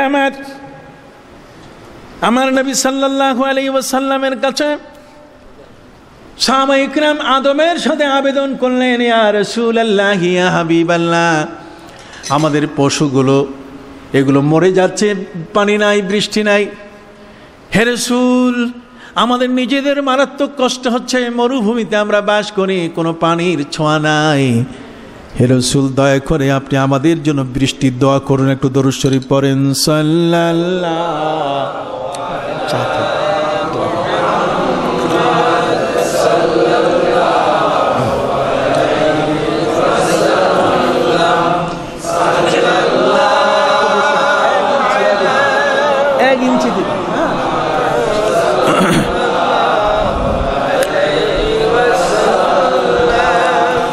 أزكى النسب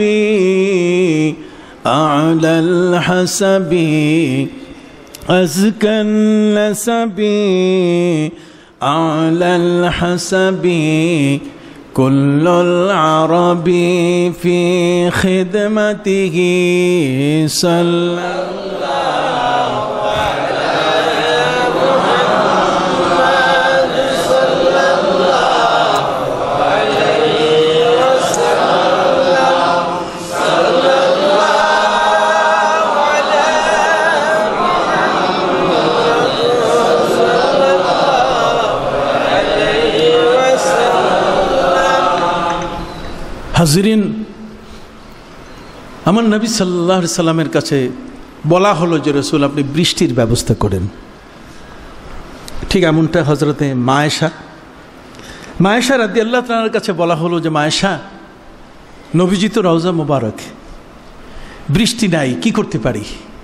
মায়েশা বললেন যে নবীজির রওজার উপরে যে ঢাকনাটা আছে এটা খুলে দাও, বৃষ্টি পড়বে। মায়েশার আকীদা কত নষ্ট আকীদা, কত গভীর আকীদা! আমার নবীকে মায়েশা শুধু স্বামী হিসেবে তো পান নাই, বরং নিজের জীবনের হেদায়েতের কান্ডারি হিসাবে পেয়েছেন। কি বলেন, ঠিক কিনা? সম্মানিত সুধী ভাইরা আমার নবী আবু বকর সিদ্দিক রাদিয়াল্লাহু তাআলা আনহু ইন্তেকালের পূর্বে তিনি তার পরিবার বর্গকে বলে গেলেন, শোনো, যেদিন আমি মারা যাব, মারা গেলে পরে খবরদার তোমরা আমার কবর খুঁড়বে না। আমি মরে গেলে পরে তোমরা আমার গোসল দিও, সুন্দর করে জানাজা পড়ে আমার কফিন তোমরা রেডি করো, কোনো অসুবিধা নাই। কিন্তু আমি আবু বকর তোমাদের প্রতি নির্দেশ দিলাম, তোমরা কবর খুঁড়বে না। পরিবারের সবাই আপত্তি জানিয়ে বললেন, এমন কেমন উপদেশ, এমন কেমন ওসিয়ত, যে ওসিয়ত পালন করা কারো পক্ষে সম্ভব নয়। সারা দুনিয়ার নিয়ম, কোনো মানুষ যদি মৃত্যুবরণ করে মারা যায়, মারা গেলে পরে সেই মানুষটির মৃত্যুর পরে তিনটা কাজ। একটি হলো তাজহিজ তাকফিন, তার দাফন কাফনের জন্যে একদল কবর খোঁড়ার জন্য যান, একজন কাফন কেনার জন্য যান, আর একদল আত্মীয় স্বজনকে খবর দিয়ে তার নামাজে জানাজার আয়োজন করেন। কি বলেন, ঠিক কিনা? অথচ আপনি কবর খুঁড়তে নিষেধ করছেন, তাহলে আপনার লাশ কি ফ্রিজে রাখা হবে? আপনার লাশ আমরা কি করব? বাইরে আমার আমেরিকার নিউ ইয়র্কের পাশে আরেকটা স্টেট আছে, এই স্টেটের নাম হলো নিউ জার্সি। নাম কি? আমি বহুবার গিয়েছি সেখানে। আমাকে তারা একজন বললেন প্রথমে যে এখানে কবরস্থানে গেলে লাশ দেখা যায়, এ যাবত যত কবর হয়েছে লাশের সবগুলো দেখা যায়। তা আমি অবাক হয়ে গেলাম, কিরে তারা এদের সব কি বুজুর্গ, এদের লাশ কি পচে না? তারপরে সেখানে যাওয়ার পরে দেখলাম যে পুরা কবরস্থানটা হচ্ছে ফ্রিজ। কবরস্থানটা হলো কি? ফ্রিজিং কবরস্থান। ফ্রিজিং দ্যাট মিনস সেখানে যদি কেউ ফ্রিজ কিনে রাখতে চায়, কেউ কেউ এমন আছে যে একসাথে তার সম্পদ পুরা দিয়া ফ্রিজটাকে কিনে নিয়েছে যে আমার লাশটাকে তোমরা রাখবা, আমার মৃত্যুর পরে 200-300 বছর পরে আমার নাতি পুতি সাথী ঠ্যাঙ্গা কুড়াল এরা সব আমাকে দেখতে চাবে যে আমার দাদা, আমার নানা, আমার পরদাদা, গ্র্যান্ডফাদার, ফোরফাদার কেমন ছিল। ওরা যদি এসে দেখতে চায় তারা যেন আমাকে দেখতে পায়। এই জন্য ফ্রিজের মধ্যে তার লাশ সংরক্ষণের ব্যবস্থা। কথা বুঝতে পারছেন? সম্মানিত শুধু পৃথিবীতে নানাভাবে আছে, সারা জগৎ না ঘুরলে আপনি জগৎকে আসলে বুঝতে পারবেন না যে সারা পৃথিবীতে কোথায় কি হচ্ছে। আবু বকর সিদ্দিক রাদিয়াল্লাহু তাআলার মৃত্যুর পর তার লাশ কবরে রাখা হবে না। পরিবারের সকলে আপত্তি তুললেন যে এই ধরনের ওসিয়ত এটা কতটুকু রক্ষা করা যাবে আমরা বুঝতে পারছি না। যদি বিষয়টা পরিষ্কার করে বলেন তাহলে আমরা আপনার এই কথাটির উপরে গুরুত্ব দেব। আবু বকর সিদ্দিক রাদিয়াল্লাহু তাআলা বলেন যে দেখো, আমার মনের সবচেয়ে বড় আশা যে নবীজি রওজার পাশে যেন আমার কবরটা হয়, কিন্তু আমার জীবনের সবচেয়ে বড় যে লক্ষণীয় বিষয়টা সেটা হলো যে আমার জীবিত অবস্থায় আমি নবীর সাথে কোনোদিন বেয়াদবি করি নাই, কোনোদিন বেয়াদবি করি নাই। হযরত উমর ফারুকের সাথে নবীর দরবারে আমার তর্ক হয়েছে, সেই তর্কের পরে যখন আয়াত নাযিল হলো, ইয়া আইয়ুহাল্লাযীনা আমানু লা তারফাউ আসওয়াতাকুম ফাওকা সাওতিন নবী সাল্লাল্লাহু আলাইহি সাল্লাম, তখন থেকে আমি আমার জিহ্বায় পাথর রাখা শুরু করছি যাতে আর কথা বাইর না হয়। সে আবু বকর বললেন, শোনো, আমি মরে গেলে পরে, মৃত্যুর পরে আমার কবর নবীর রওজার পাশে হোক, আমি মনে প্রাণে কামনা করছি, কিন্তু আমার বড় ভয় হয়, জীবনে কোনোদিন নবীর সাথে বেয়াদবি করি নাই, আমার মরার পরে যেন নবীর সাথে আমি কোনো বেয়াদবি না করি। আপনি চিন্তা করতে পারছেন, মরার পরে একটা লাশ, সে নবীর সাথে বেয়াদবি করবে কি করে? বেয়াদবি করার আছে কি? কথা কি বুঝতে পেরেছেন? আবু বকর সিদ্দিক রাদিয়াল্লাহু তাআলার কথা পরিবারের বোধগম্য হচ্ছে না। তারা বলছে, আপনি মরার পরে নবীর সাথে বেয়াদবি করার প্রশ্ন কি? আবু বকর সিদ্দিক রাদিয়াল্লাহু তাআলা বলেন, যদি আমি তোমাদেরকে এখন বলে যাই আমার মরার পরে তোমরা নবীজির রওজার পাশে আমার কবর দিও, তাহলে নবীর অনুমতি ছাড়া তার পাশে আমার কবর হবে, এটা নবীর সাথে বেয়াদবি হবে। অনুমতি ছাড়া কবর হবে, নবীজির সাথে কি হবে? বেয়াদবি হবে। কই তাহলে উপায়? কই উপায় হলো আমার জানাজা পড়ার পরে লাশটা নবীর রওজার পাশে রাখবে, আর নবীজিকে আদবের সাথে তোমরা আবেদন করবে যে, হে রাসূল, আবু বকর সিদ্দিক তার জীবনের সবচেয়ে বড় আশা যে আপনার রওজা মুবারকের পাশে তার কবর হওয়ার, যদি আপনি কবুল করেন, যদি নবী অনুমতি দেন, তাহলে তোমরা কবর দিও, না হলে কবর দিও না। তার আবু বকর সিদ্দিক রাদিয়াল্লাহু তাআলার আকীদা, তার বিশ্বাস কত পরিষ্কার যে বলছেন, আমার ইন্তেকালের পরে নবীজির রওজার পাশে গিয়ে আমার নবীকে তোমরা জিজ্ঞাসা করবে যে, নবীজি, আবু বকর সিদ্দিকের এমন একটি মনের আশা ছিল, যদি নবীজি উত্তর দেন, নবীজি যদি আমাকে গ্রহণ করেন, তাহলে আমার কবর খনন করে সেখানে কবর দিও, না হলে যেখানে ইচ্ছা সেখানে দিও। আবু বকর সিদ্দিক রাদিয়াল্লাহু তাআলা ইন্তেকাল করলেন। ইন্তেকালের পরে তার গোসল দেওয়া হলো, সুন্দর করে কাফন পরিয়ে কফিন তৈরি করে তার জানাজা হলো। এখন তার কবর খোঁড়া হয় নাই, যেহেতু তিনি ওসিয়ত করেছেন। আবু বকর সিদ্দিক রাদিয়াল্লাহু তাআলার ওসিয়ত অনুযায়ী তার কফিনকে যখন আমার নবীর রওজার সামনে রাখা হলো, আবেদন করা হলো, হে রাসূল, আবু বকর সিদ্দিক আপনার জীবনের সঙ্গী ছিলেন, ওয়াসানি আসনাইনি ইদহুমা ফিল গর ইয ইয়াকুলু লিসাহিবিহি লা তাহজান ইন্নাল্লাহা মা'ানা। দ্বিতীয় সেই ব্যক্তি যে ওই জামালে সুরে নবী আপনার বিপদের কালে সঙ্গী হয়েছিলেন, যার পরিবার থেকে আপনার খাবারের আয়োজন করা হয়েছিল, রাতের গভীরে কোনো কাফের বেদিন যেন আপনার ঠিকানা খুঁজে না পায়। এই জন্য আবু বকর সিদ্দিক রাদিয়াল্লাহু তাআলা তার মেয়ে আসমা, সে আসমাকে বলেছিলেন, আসমা রে, তুমি খাবার নিয়ে আসবে। 5,500 কদম উপরে, জমিন থেকে 5,500 কদম উপরে আমার নবীজিকে যেখানে মাকড়সা জাল বুনে দিয়েছিল, কতক্ষণ না, কবুতরি যেখানে ডিম পেড়েছে, আমি সেখানে উঠেছি। আল্লাহ আমাকে 2 বার উঠার সুযোগ দিয়েছেন, 2 বার উঠেছি। আমি যখন উঠতে যাই, সৌদিয়ানরা বলছে, আজই তুমি উঠবে কোথায়? আমি বলছি, এখানে আমার নবীজিকে যেখানে মাকড়সা জাল বেঁধে জাল বুনে দিয়ে আমার নবীর আল্লাহর কুদরতি ক্ষমতা দিয়ে হেফাজত করেছেন, সেই জায়গাটা দেখতে যাব। কয় না, এখানে সেটা নাই।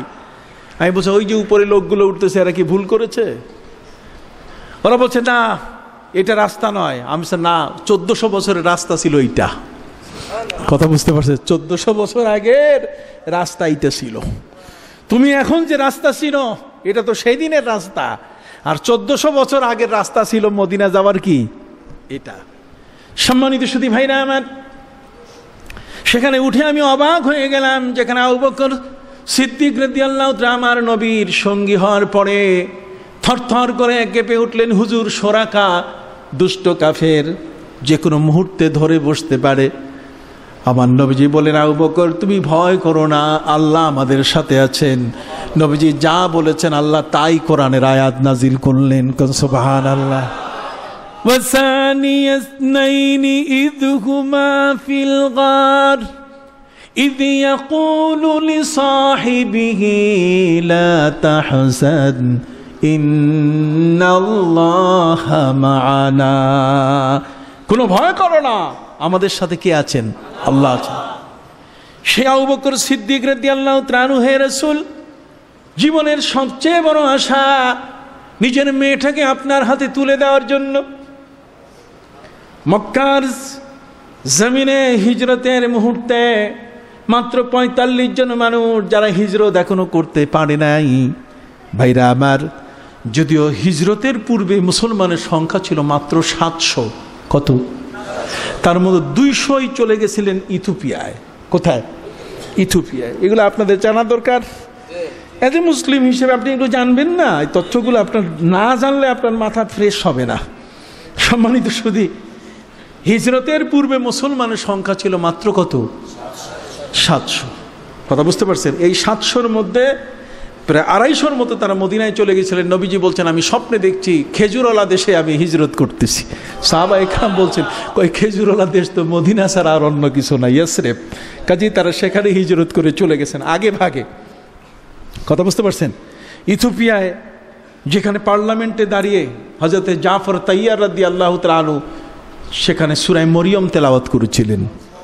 যেই তেলাওয়াতটা যখন পার্লামেন্টে চলছিল, ইথিওপিয়া মক্কার জমিন থেকে ২৫০০ কিলোমিটার দূর, ইথিওপিয়ারা যখন তাদের পার্লামেন্টে একসাথে বসে জানতে চাইল যে তোমরা এই ৮০ জন ব্যক্তির কাফেলা, এই কাফেলার লোকেরা, তোমরা বলো তোমাদের নবীকে। তারা বলছেন, আমাদের নবী পেয়ারা রসুল মুহাম্মদুর রাসূলুল্লাহ সাল্লাল্লাহু আলাইহি ওয়াসাল্লাম। জিজ্ঞাসা করা হলো, তোমাদের উপরে কি কোনো আসমানি কিতাব নাযিল হয়? কাহা, আমাদের উপর আসমানি কিতাব নাযিল হয়, আল কোরআন। কয় তাহলে তোমাদেরকে আমরা জায়গা দিব, শর্ত একটা, যে তোমাদের পবিত্র কোরআনের মধ্যে আমাদের যিশু খ্রিস্টের মা, ঈসা নবীর মা মরিয়ম মেরির কথা কোরআনে আছে কিনা যদি তোমরা দেখাতে পারো, তোমরা যদি পড়ে শোনাতে পারো, তাহলে আর কোনো শর্ত নাই, বিনা শর্তে তোমরা আমাদের দেশে আশ্রয় পেয়ে যাবে। আমার নবীজি ছিলেন পরিণামদর্শী নবী, তিনি ইলমে গায়েবের নবী। সুবহানাল্লাহ। তিনি কি? ইলমে গায়েবের। ওয়া ফিনা নাবিয়্যুন ইয়ালামু মা ফি গাদি। এমন এক নবী আমাদের মাঝে আছেন যিনি আগামী দিনের খবর রাখেন। ওরা স্বীকার করে না, না নবী কিছু জানে না। অথচ নবীর সামনে বলা হচ্ছে, ওয়া ফিনা নাবিয়্যুন ইয়ালামু মা ফি গাদি। আমাদের মাঝে এমন এক নবী আছেন যিনি আগামী দিনের খবর রাখেন। ভাইরা আমার, আবু বকর সিদ্দিক রাদিয়াল্লাহু তাআলা আনহু যাই ওদেরকে ধরে বসলো, তোমরা এমনটা বলছো কেন? আমার নবীজি বলেন, আবু বকর ওদেরকে বাধা দিবেন না, এরা যা বলছে বলুক। তার মানে নবীজি স্বীকৃতি দিলেন এমন এক নবী যিনি আগামী দিনের খবর রাখেন। কোন সুবহানাল্লাহ। সেই নবী বললেন যে আবু জাহাল কোথায় মৃত্যু হবে, জায়গাটা ইন্ডিকেট করে দিলেন যে এই জায়গায় আবু জাহেল মারা যাবে, এই জায়গায় উতবা মারা যাবে, এই জায়গায় সাইবা মারা যাবে, এই জায়গায় উতবা ইবনে আবি মুআইদ মারা যাবে, এই জায়গায় উমাইয়া ইবনে খালদ মারা যাবে। বিশ্বনবী সব জায়গা দেখাই দিয়েছিলেন। ওরা বলছে না, নবী কিছু জানে না। কথা বুঝতে পারছেন? আর ইল্লা মান ইরতাদা মির রাসূল মিনার রাসূল, আল্লাহ তাআলা তার রাসূলের কাউকে যদি জানাই দেন আমার কোনো আপত্তি আছে? খামাখাইগুলো নিয়ে বাজে মন্তব্য করে কিছু মানুষ। হযরত আবু বকর সিদ্দিক রাদিয়াল্লাহু তাআলা আনহু মেয়ে বড় হয়েছে, আয়েশা বিয়ে দেওয়ার জন্য জামাই খুঁজতেছেন। তিনি হযরত উমরকে বলেন, উমর মাত্র ৪৫ জন মুসলমান, কাজে এদের যে কোনো একজনকে জামাই তো করতেই হবে, আপনি আমার মেয়েটাকে বিয়ে করেন। উমর বলছেন, না আমি না, আপনি আর অন্য আরেকজন দেখেন। আবু বকর সিদ্দিক রাদিয়াল্লাহু তাআলা হযরত উসমানকে প্রস্তাব করেছিলেন যে আমার আয়েশাকে আপনি বিয়ে করেন। ওই উসমান হাও কয় নাই, নাও কয় না। আবু বকর সিদ্দিক গোসা হয়ে গেলেন, মাত্র কয়েকজন মুসলমান। এর তো রামেন্দ্র মজুমদার আর ফেরদৌসী মজুমদারের ঘটনা না যে একজনকে হলেই বিয়ে করলে চলবে। কথা কন না, এটা কি আব্দুল হামিদ আর সেই আপনার কি বলে এই ধরনের একজন মহিলা যার ইমান নাই। কথা কন না, ফাল্গুনি। সম্মানিত সুধী, হযরতে আবু বকর সিদ্দিক রাদিয়াল্লাহু তাআলা আনহু মেয়ে বিয়ে দিতে গিয়ে তিনি হিমশিম খাচ্ছিলেন। কার কাছে বিয়ে দিবেন? মুসলমান ছাড়া তো অমুসলিমের কাছে দেওয়া যাবে না। ইসলাম তো বলে দিয়েছে ওয়ালা তানকিহুল মুশরিকাত হাত্তা ইউমিননা। কাজেই ঈমান না আনা পর্যন্ত কোনো ব্যক্তির কাছে নিজের মেয়ে দেওয়া যাবে না, বিয়ে করা যাবে না। আবু বকর সিদ্দিক রাদিয়াল্লাহু তাআলা গুসা ভরে রাতে ঘুমিয়ে পড়লেন। রাতে মেসেজ চলে আসলো, SMS চলে আসলো, সশরীরে কে জানি এসে বলছে আবু বকর মেয়ে বিয়ে দিবেন? কারো কাছে প্রস্তাব করা যাবে না। কাল সকালবেলায় নবীজির দরবারে গিয়ে আপনি প্রস্তাব দেবেন যে আমার মেয়েটা আপনার সাথে বিয়ে দিতে চাই। ওদিকে ওই রাতের 10টার সময় আমার নবীর কাছে হযরতে জিবরিল আমিন হাজির। জিবরিল আমিন আমার নবীর দরবারে একবার দুবার আসেন নাই, প্রায় 23 বছর 4 মাসের মধ্যে 24,000 বার তিনি এসেছেন। যেই নবীর সাথে আল্লাহর কত এত হট যোগাযোগ। সম্মানিত সুধী, হযরতে জিবরিল আমিন হাজির হওয়ার সাথে সাথে নবীজি বলেন কোনো ওহী আছে? কয় না, ওহী নাই, আজকে ওহী নিয়ে আসি নাই, আজকে প্রস্তাব নিয়ে আসছি। কয় কি প্রস্তাব? যে আপনার ঘরে স্ত্রী নেই, আল্লাহ তাআলা আমাকে পাঠিয়েছেন আপনার বিবাহের প্রস্তাব নিয়ে, কাজে আপনি বিয়ে করবেন। আমার নবীজি বলেন আল্লাহ হুকুম করলে আমি রাজি আছি। কাতারে বউ দেখবেন? কয় বউ পাবো কই? কিতাবের মধ্যে হযরতে মুজাহিদ রিওয়ায়াত করছেন আবু বকর সিদ্দিক রাদিয়াল্লাহু তাআলার মেয়ে আয়েশার তার ছবি হযরতে জিবরিল আমিনের হাতের কোষের মধ্যে ছিল। দেখাই দিলেন যে নবীজি দেখেন বউ পছন্দ হয়েছে? কয় আলহামদুলিল্লাহ। কয় যদি পছন্দ হয় তাহলে আগামীকাল সকালে যদি আবু বকর প্রস্তাব দেয় তাহলে আপনি কবুল করে নিন। তাহলে যেই নবীর সাথে আবু বকর সিদ্দিকের এত বড় সম্পর্ক, সেই আবু বকর সিদ্দিক ইন্তেকালের আগে বলছেন যে জীবিত অবস্থায় আমি নবীর সাথে কখনো বেয়াদবি করি নাই, ইন্তেকালের পরও আমি নবীর সাথে বেয়াদবি করব না। তবে মনের বড় আশা যে নবীজির রওজার পাশে যেন আমার কি হয়, কবর হয়। আল্লাহর হাবিব সাল্লাল্লাহু আলাইহি ওয়াসাল্লামের রওজার পাশে আবু বকর সিদ্দিকের কফিন রাদিয়াল্লাহু তাআলা আনহু তার কফিন হাজির করা হলো। নবীজিকে বলা হলো হে রাসূল, জীবনভর যে লোকটা আপনার পাশে থেকে অবস্থান করেছেন, যাকে কোরআন প্রশংসা করেছে, সে আবু বকর সিদ্দিকের মনের আশা আপনার পাশে যেন তার কবর হয়। সাথে সাথে রওজা মুবারাকা থেকে আওয়াজ এলো আউসিলিল হাবিবা ইলাল হাবিব, আউসিলিল হাবিবা ইলাল হাবিব, বন্ধুকে বন্ধুর কাছে আসতে দাও, বন্ধুকে বন্ধুর কাছে আসতে দাও। এই আধ্যাত্মিকতা আপনি পাবেন কই? এই ওয়াজ তো ওই বাজারে পাওয়া যাবে, এটা আসতে হবে দরবারে।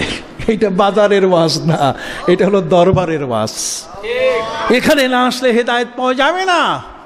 যাদের দৃষ্টি, যাদের চাল চলন, উঠা বসা সবগুলোই আল্লাহ পাক রব্বুল আলামিনের খুশনদি, তার রেজামন্দিতে অনুষ্ঠিত হয়, তারাই আল্লাহর ওলি। কন্যা সুবহানাল্লাহ। অনেক লম্বা কথা ছোট্ট করে আমি আপনাদের কাছে বলে শেষ করতে চাই। সম্মানিত সুধী, হযরত আবু বকর সিদ্দিক রাদিয়াল্লাহু তাআলা আনহুকে সেখানেই দেওয়া হলো। ওমরে ফারুক একই অবস্থা। ওমরে ফারুক রাদিয়াল্লাহু তাআলা উনিও বলছেন আমার কবর খুঁড়বে না। কথা বুঝেন কি আধ্যাত্মিক যোগাযোগ, নবীর সাথে তাদের যোগাযোগ কত বড়। সেই মানুষগুলো যাদের সাথে নবীর যোগাযোগ, সেই ওমরে ফারুক রাদিয়াল্লাহু তাআলা আনহু ব্যাদ উঁচু করে বললেন মাটি থেমে যাও, থেমে যাও, এই মদিনা যেন কিয়ামতের আগে কখনো কেঁপে না উঠে। বন্ধ হয়ে গেছে। ওমরে ফারুকের কানে আওয়াজ এসেছে নীল নদ চালু করতে একজন মহিলাকে জবাই না করে, তার রক্ত ছিটিয়ে না দেওয়া পর্যন্ত পানি বের হয় না। হযরতে ওমরে ফারুক রাদিয়াল্লাহু তাআলা আনহু চিঠি লিখলেন কাকে? নীল নদ। শাসন, নীল নদকে তিনি শাসন করা শুরু করলেন। নীল নদের কাছে ওমরে ফারুক চিঠি লিখে বললেন রে নীল, তুমি এখন থেকে নালা ইয়ানিলু নাইলান ওয়া নীলান, নালা নর্দমা, কতক্ষণ না আমরা বলি না নালা নর্দমা, এটার মূল এক জায়গায় এটা নীল। নীল শব্দের অর্থ হচ্ছে প্রবাহমান, যেটা জেরিয়ান আছে, যেটা জারি, যার পানির স্রোত প্রবাহ কখনো বন্ধ হয় না, তাকে বলে কি? নীল। কথা কন। সম্মানিত সুধী, হযরতে ওমর ফারুক রাদিয়াল্লাহু তাআলা চিঠি লিখলেন, সেই চিঠিখানা বহন করলেন এই আমর ইবনে আস, যিনি তাইগ্রিসের নদীতে ওই পারাপারের ক্ষেত্রে চক্ষু বন্ধ করে নবীর সাথে, যিনি রসুল নোমা হয়ে চক্ষু বন্ধ করে রসুলের সাথে পরামর্শ করে সাথীদেরকে বললেন, তোমরা তোমাদের ঘোড়াগুলো তাইগ্রিসের উপরে চালায় দাও। সেই আমর রাদিয়াল্লাহু তাআলা বলছেন, ওমরে ফারুকের চিঠি নিয়ে আমি যখন নীল নদে গেলাম, আল্লাহর ওলিদের কালামত এত জীবন্ত, এর চেয়ে উৎকৃষ্ট প্রমাণ আমার চেয়ে আর কেউ দিতে পারবে না। তিনি বলছেন ওমরে ফারুকের চিঠি, তিনি তো নবী না, একজন ওলি। কতক্ষণ একজন কি? ওমরে ফারুক ওলি না? ও আসাদ্দুহুম ফি আমরিল্লাহি ওমর, আমলের ক্ষেত্রে উমরের জুরি নাই, উমরের সমকক্ষ নাই। উমর হচ্ছে ওলিদের কাতারে, আবু বকর সিদ্দিক এরা হচ্ছেন প্রথম কাতারের মানুষ। কতক্ষণ? হযরতে ওমরে ফারুক রাদিয়াল্লাহু তাআলা আনহু, যিনি মিম্বারে দাঁড়িয়ে নাহাবান্দ এলাকা, নাহাবান্দ হচ্ছে ইরান, ইরাকের নাহাবান্দ এলাকায় সৈন্যরা বিপদে পড়েছিল, হযরতে উমর এই দুইটা চোখ তো তার আমাদের মতোই ছিল, কিন্তু মিম্বারে দাঁড়াইয়া জুমার দিনে তিনি খুতবার মধ্যে অপ্রাসঙ্গিক সিয়াগ এবং সাবাক, আগে এবং পরের কোনো মিল নাই, ডাক দিয়ে বললেন, ইয়া সারিয়া তো আল জাবাল, আল জাবাল, রে সারিয়া, রে সেনা প্রধান, রে সৈন্যরা, পাহাড়ের পথ ধরো, পাহাড়ের পথ ধরো। কোন সুবহানাল্লাহ। নামাজ শেষে সবাই জিজ্ঞাসা করলেন, ওমর এটা কেমন খুতবা হলো? কতক্ষণ না, এটা কোন খুতবা, এটা কেমন খুতবা আপনি দিলেন, যে খুতবার মধ্যে আপনি সেনা প্রধানকে ডাক দিলেন? আজকের মসজিদে সেনা প্রধান তো কেউ ছিল না, কেউ তো পাহাড়ে উঠে নাই, পাহাড়ের পথ ধরে নাই, আপনি কাদের বললেন? হযরতে ওমরে ফারুক রাদিয়াল্লাহু তাআলা বললেন, শোনো, আমি যখন মিম্বারে দাঁড়িয়ে খুতবা দিচ্ছিলাম, তখন আমার চোখের নজর এখান থেকে 800 কিলোমিটার দূরে নাহাবন্দ এলাকায়, সেখানে গিয়ে পড়েছে। আমি দেখলাম আমার সৈন্যরা বিপদে পড়েছে, আমি এখান থেকে তাদেরকে কমান্ড দিলাম যে পাহাড়ের পথ ধরো। জোরে কোন সুবহানাল্লাহ, জোরে কোন না সুবহানাল্লাহ। সেই মানুষ কি মরে গেছে না এখনো আছে? জোরে বলেন, সেই মানুষ কি মরে গেছে না এখনো আছে? ওই মানুষগুলোকে খুঁজে বের করতে হবে। তার মধ্যে একজন খুঁজে পাইছি, একজন খুঁজে পাইছি। জোরে বলেন আলহামদুলিল্লাহ। আর এই সন্ধান তো আপনাকে দিবে আলেমরা। কে দিবে? জওহারি চিনে স্বর্ণ কোনটা, কি বলেন ঠিক না? যে স্বর্ণ চিনে না, আপনি একটা বস্তির ছেলে যে শুধু কাগজ কুড়ায়, কতক্ষণ না, তাকে আপনি দেন, সে স্বর্ণটাও ওই তামা পিতলের মতো মনে করবে। কি বলেন ঠিক না? এই জন্য আপনাকে আলেমের অনুসরণ করতে হবে। কোন আলেমান আও তালিবান আও মুস্তামিআন আও মুহিব্বান ওয়ালা তাকুন খামিসান ফাতুহলাকু। খবরদার, তুমি আলেম হও, নাহলে আলেমের ছাত্র হও, না আলেমের কথা শোনো, না আলেমকে মহব্বত করো, তোমরা পঞ্চম ব্যক্তি হইও না। আলেমরা তোমাকে হেদায়েতের পথ দেখাবে। কেন? ইন্নামা ইয়াখশাল্লাহা মিন ইবাদিহিল উলামাও। আল্লাহকে ভয় করে কারা? আলেমরা। কাজে আলেমের অনুসরণ করতে হবে। নবীজি বলছেন, উলামা উম্মতি কাআম্বিয়ায়ে বনি ইসরাইল। আমার উম্মতের আলেমরা বনি ইসরাইলের এক একজন নবীর সমান। নবীজি বলছেন, মান সাল্লা খালফা আলিমিন কামান সাল্লা সাবঈনা নবিয়া খালফা সাবঈনা নবিয়া। আমার নবী বলেন, আমার উম্মতের একজন আলেমের পিছনে যদি কেউ নামাজ পড়ে, সে যেন বনি ইসরাইলের 70 জন নবীর পিছনে নামাজ পড়ল। কথা কি বুঝতে পেরেছেন? কাজে আলেমরা আপনাকে সাক্ষ্য দিলে সেই সাক্ষ্যটাই 1 নম্বর সাক্ষ্য। কথা বোঝা গেছে? এই জন্য সম্মানিত সুধী, বলতেছিলাম যে কথাটি, হযরত আমর ইবনে আস রাদিয়াল্লাহু তাআলা তিনি অবাক হয়ে গেলেন। ওমরের চিঠিতে নীল নদ কেঁদে উঠল। কতক্ষণ? ওমরের চিঠিতে নীল নদের পানির প্রবাহ শুরু হলো।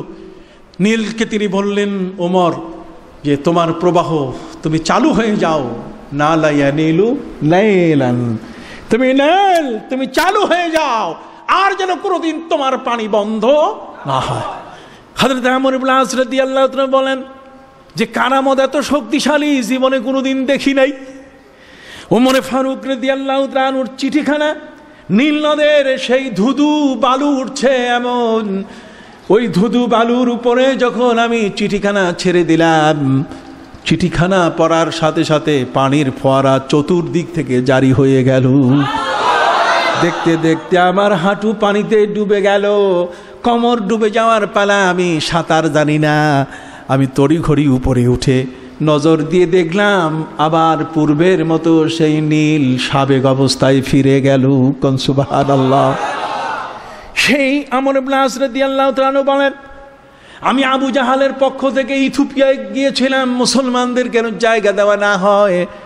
সেখানে 80 জন কাফেলার সর্দার, যাকে আল্লাহর হাবিব নিয়োজিত করেছিলেন, যাকে তিনি নেতৃত্ব দেওয়ার হুকুম করেছিলেন, তিনি হলেন নবীজির চাচাতো ভাই হযরত জাফর তাইয়ার রাদিয়াল্লাহু তাআলা, যিনি মুতার যুদ্ধে শাহাদাত বরণ করেছিলেন, যার হাতে পতাকা ছিল। নবী বলছেন জাফর তাইয়ারের হাতে পতাকা আসবে। জাফর তাইয়ারের হাতের পতাকা আসার সাথে সাথে যখন তার ডান হাত কেটে ফেলা হলো, তখন তিনি বাম হাত দিয়ে পতাকা তুলে ধরেছিলেন ইসলামকে সমুন্নত করতে। আর আমার ইসলাম পকেটে যায়, আমার টুপি পকেটে যায়, আমার জামা এটা ঈদের ময়দানের জন্য আমি বাইর করি, আর সারা বছর আমার পোশাক গায়ে আসে না। কি বলেন, ঠিক কিনা? কি বলেন, পোশাক আশাক ইসলামী করবো তো? রাজি আছেন? দেখি কার ইমানি শক্তি কত বড়, হাত উঠান না বাবা। রাজি আছেন? না, আমার ইসলাম কখনো নিচে যাবে না। আমি ইসলামকে ওই বক্সবন্দি করব না। আমার পোশাক আমি ধারণ করব, এটা সওয়াব, এটাই বারাকা, এটাই সুন্নাহ, এটাই আদর্শ, এটাই নীতি, এটাই নিয়ম, এটাই শৃঙ্খলা, এটাই জীবনের জন্য উপযোগী। কথা কি বুঝতে পেরেছেন? সম্মানিত সুধী, হযরত আমর ইবনে আস তিনি গিয়েছিলেন সে কোথায়? ও ইথিওপিয়া, আবু জাহালের পক্ষ থেকে। আর সেখানে জাফর তাইয়ার রাদিয়াল্লাহু তাআলা আনহু তিনি বলেন, হ্যাঁ, পবিত্র কোরআন মজিদে সূরা মরিয়ম নামে একটি সূরা নাজিল করা হয়েছে। 34টি জায়গায় সূরা মরিয়মের মরিয়মের নাম আছে, তেলাওয়াত করো। যখনই তেলাওয়াত শুরু হয়ে গেল, তখনই গোটা পার্লামেন্ট হু হু করে, পুরা পার্লামেন্ট কেঁদে উঠলো। পার্লামেন্টারিয়ান সবাই কাঁদছে। যখনই কাঁদা শুরু করেছে, ইথিওপিয়ার পার্লামেন্টে মুসলমানের কোরআনের তেলাওয়াত শুনে তারা কাঁদে।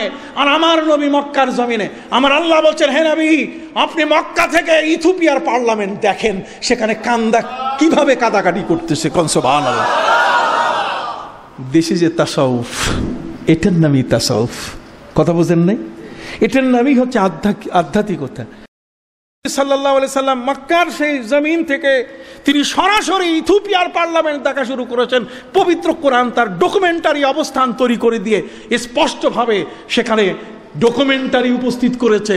ওয়াইজা সামিউ মা উনজিলা ইলার রাসূল তারা আয়ুনহুম তাফিদু মিনাদ দামে।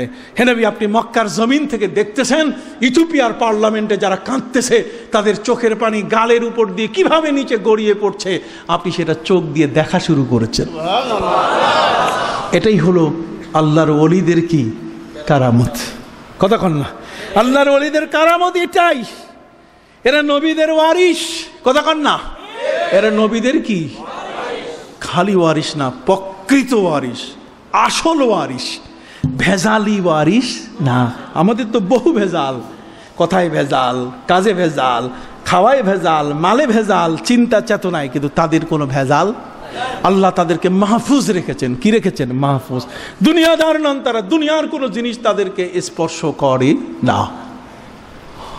অতএব রাজশাহীর বোয়ালিয়ায় সেখানে মুসলমানকে ধরে প্রতিদিন জবাই করা হতো, দত্তবাবুরা জবাই করত। অতএব বরপীর আব্দুল কাদের জিলানী রহমতুল্লাহ আলাই সারা পৃথিবীর প্রশাসন, ওই যেমন বানকে মন ভুট্টুস গালি কাফি আনান জাতিসংঘ থেকে চিল্লাই উঠে এই দেশে অস্থির, থামাও। ওই বাগদাদ গাউসুল আজমের দেশ, সেই দেশ থেকে গাউসুল আজম বরপীর আব্দুল কাদের জিলানী রহমতুল্লাহ আলাই ডাক দিয়ে উঠলেন, শামাকদুম রূপস, তুমি চলে যাও সেখানে বোয়ালিয়ায় দত্তবাবুদের সেই মুসলমান হত্যা ঠেকাও। সুবহানাল্লাহ। এই বাংলার জমিনে আসলেন শামাকদুম রূপস রহমতুল্লাহ আলাইহি। কন্যা সুবহানাল্লাহ। এইভাবে তো এই জমিনের মধ্যে ওই বাল্ক থেকে শাহ সুলতান মাহমুদ বাল্কি মাছের পিঠে সওয়ার হয়ে এসছেন।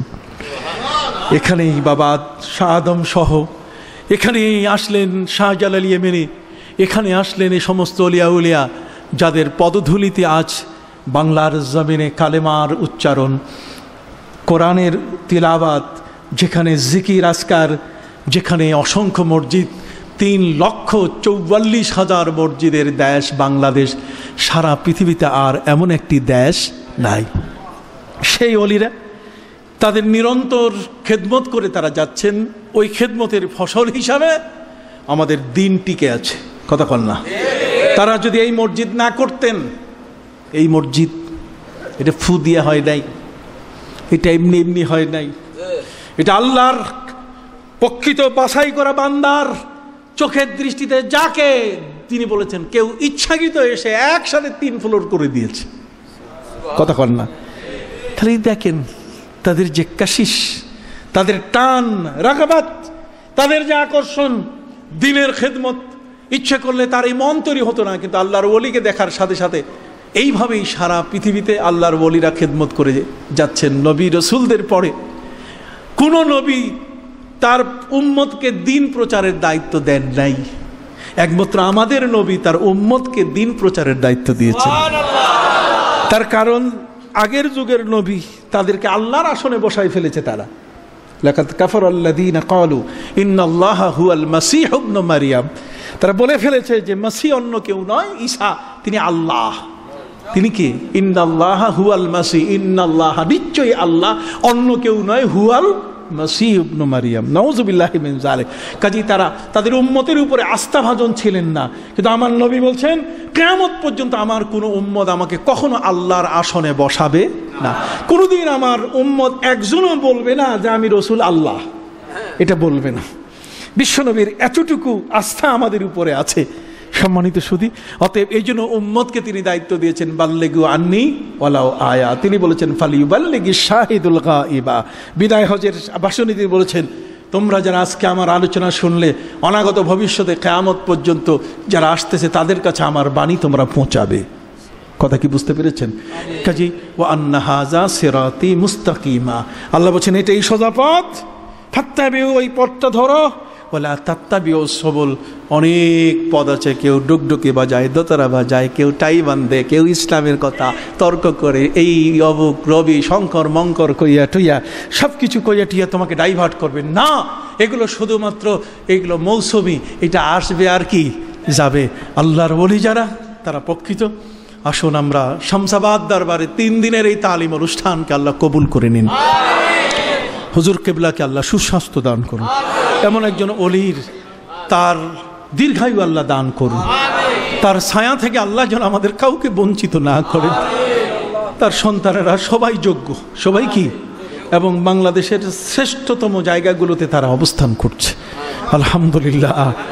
এটাই তার আরেকটা কারামত। কথা কন না? এটা তার কি আরেকটা কারামত। আল্লাহ তাআলা যেন তার ইজ্জত সম্মান, তার আবরু, তার জীবনের শেষ আশাগুলো যেন আল্লাহ কবুল করে নেন। সকলে আমি গোলাম হিসাবে আমি মনে করি, আমি তো বলেছি যে আমি এখানে মুরিদের মতো এখানে হাজির হয়েছি। অতএব সেক্ষেত্রে হুজুর কেবলার কাছে দোয়া, আমার পরিবার, আমার জন্য এবং আমাদের সবার জন্য তিনি দোয়া করবেন। আমি আজকে তার কাছে দোয়া করেন। হুজুর আপনি দোয়া করেন। আমরা দরুদ শরীফ পড়ি। আল্লাহুম্মা সাল্লি আলা সাইয়্যিদিনা ওয়া নাবিয়িনা ওয়া শাফিঈনা ওয়া হাবিবিনা ওয়া মাওলানা মুহাম্মদ সাল্লাল্লাহু আলাইহি ওয়া আলা আলিহি ওয়া আসহাবিহি ওয়া বারাকা ওয়া সাল্লাম। আল্লাহুম্মা আমিন। ربنا ظلمنا أنفسنا وإن لم تغفر لنا وترحمنا لنكونن من الخاسرين واعف عنا واغفر لنا وارحمنا أنت مولانا أنت مولانا أنت مولانا فانصرنا على القوم الكافرين.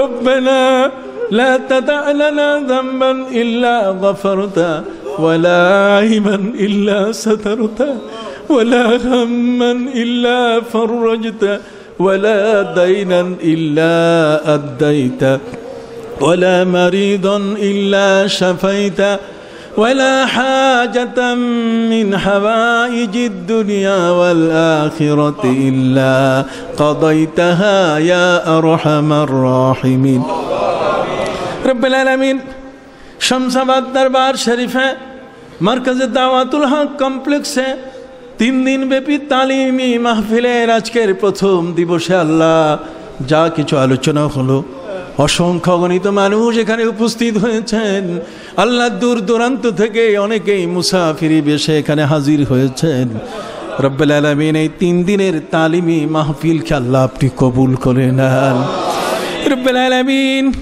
এখন সব দরবার আস্তে আস্তে ঝিমিয়ে পড়েছে কতগুলো তো পকেট দরবার হয়ে গেছে আয় আল্লাহ কোন দরবারে ছাগল গরু ছাড়া মানুষ আলেম ওলামা যায় না আয় বারে গাহেলা মাবুদ মাওলা দয়া করে এই দরবারটি মারকাজে দাওয়াতুল হকের দরবার আল্লাহ মেহেরবানি করে কবুল মঞ্জুর করে দেন আয় আল্লাহ পীর মুর্শিদ আয় আল্লাহ পীর কামেল হুজুর কেবলার হায়াত দারাজ করে দেন আল্লাহ তার পরিবারের আল্লাহ প্রতিটি সদস্য তার ছেলে মেয়ে সন্তান সন্ততি আপনজন আত্মীয় স্বজন আর আমরা যারা তার ভক্ত অনুরক্ত তার মুরিদ মুতাকিদিন আল্লাহ সবাইকে আপনি কবুল মঞ্জুর করে নেন আল্লাহ এই দরবারটিকে কিয়ামত পর্যন্ত আপনি কবুল করে নেন আল্লাহ এর যত প্রয়োজন আপনার গায়বী খাজানা থেকে আপনি ব্যবস্থা করে দেন আল্লাহ আপনার নিকার দিনদার বান্দাদের দিলগুলো নরম করে দেন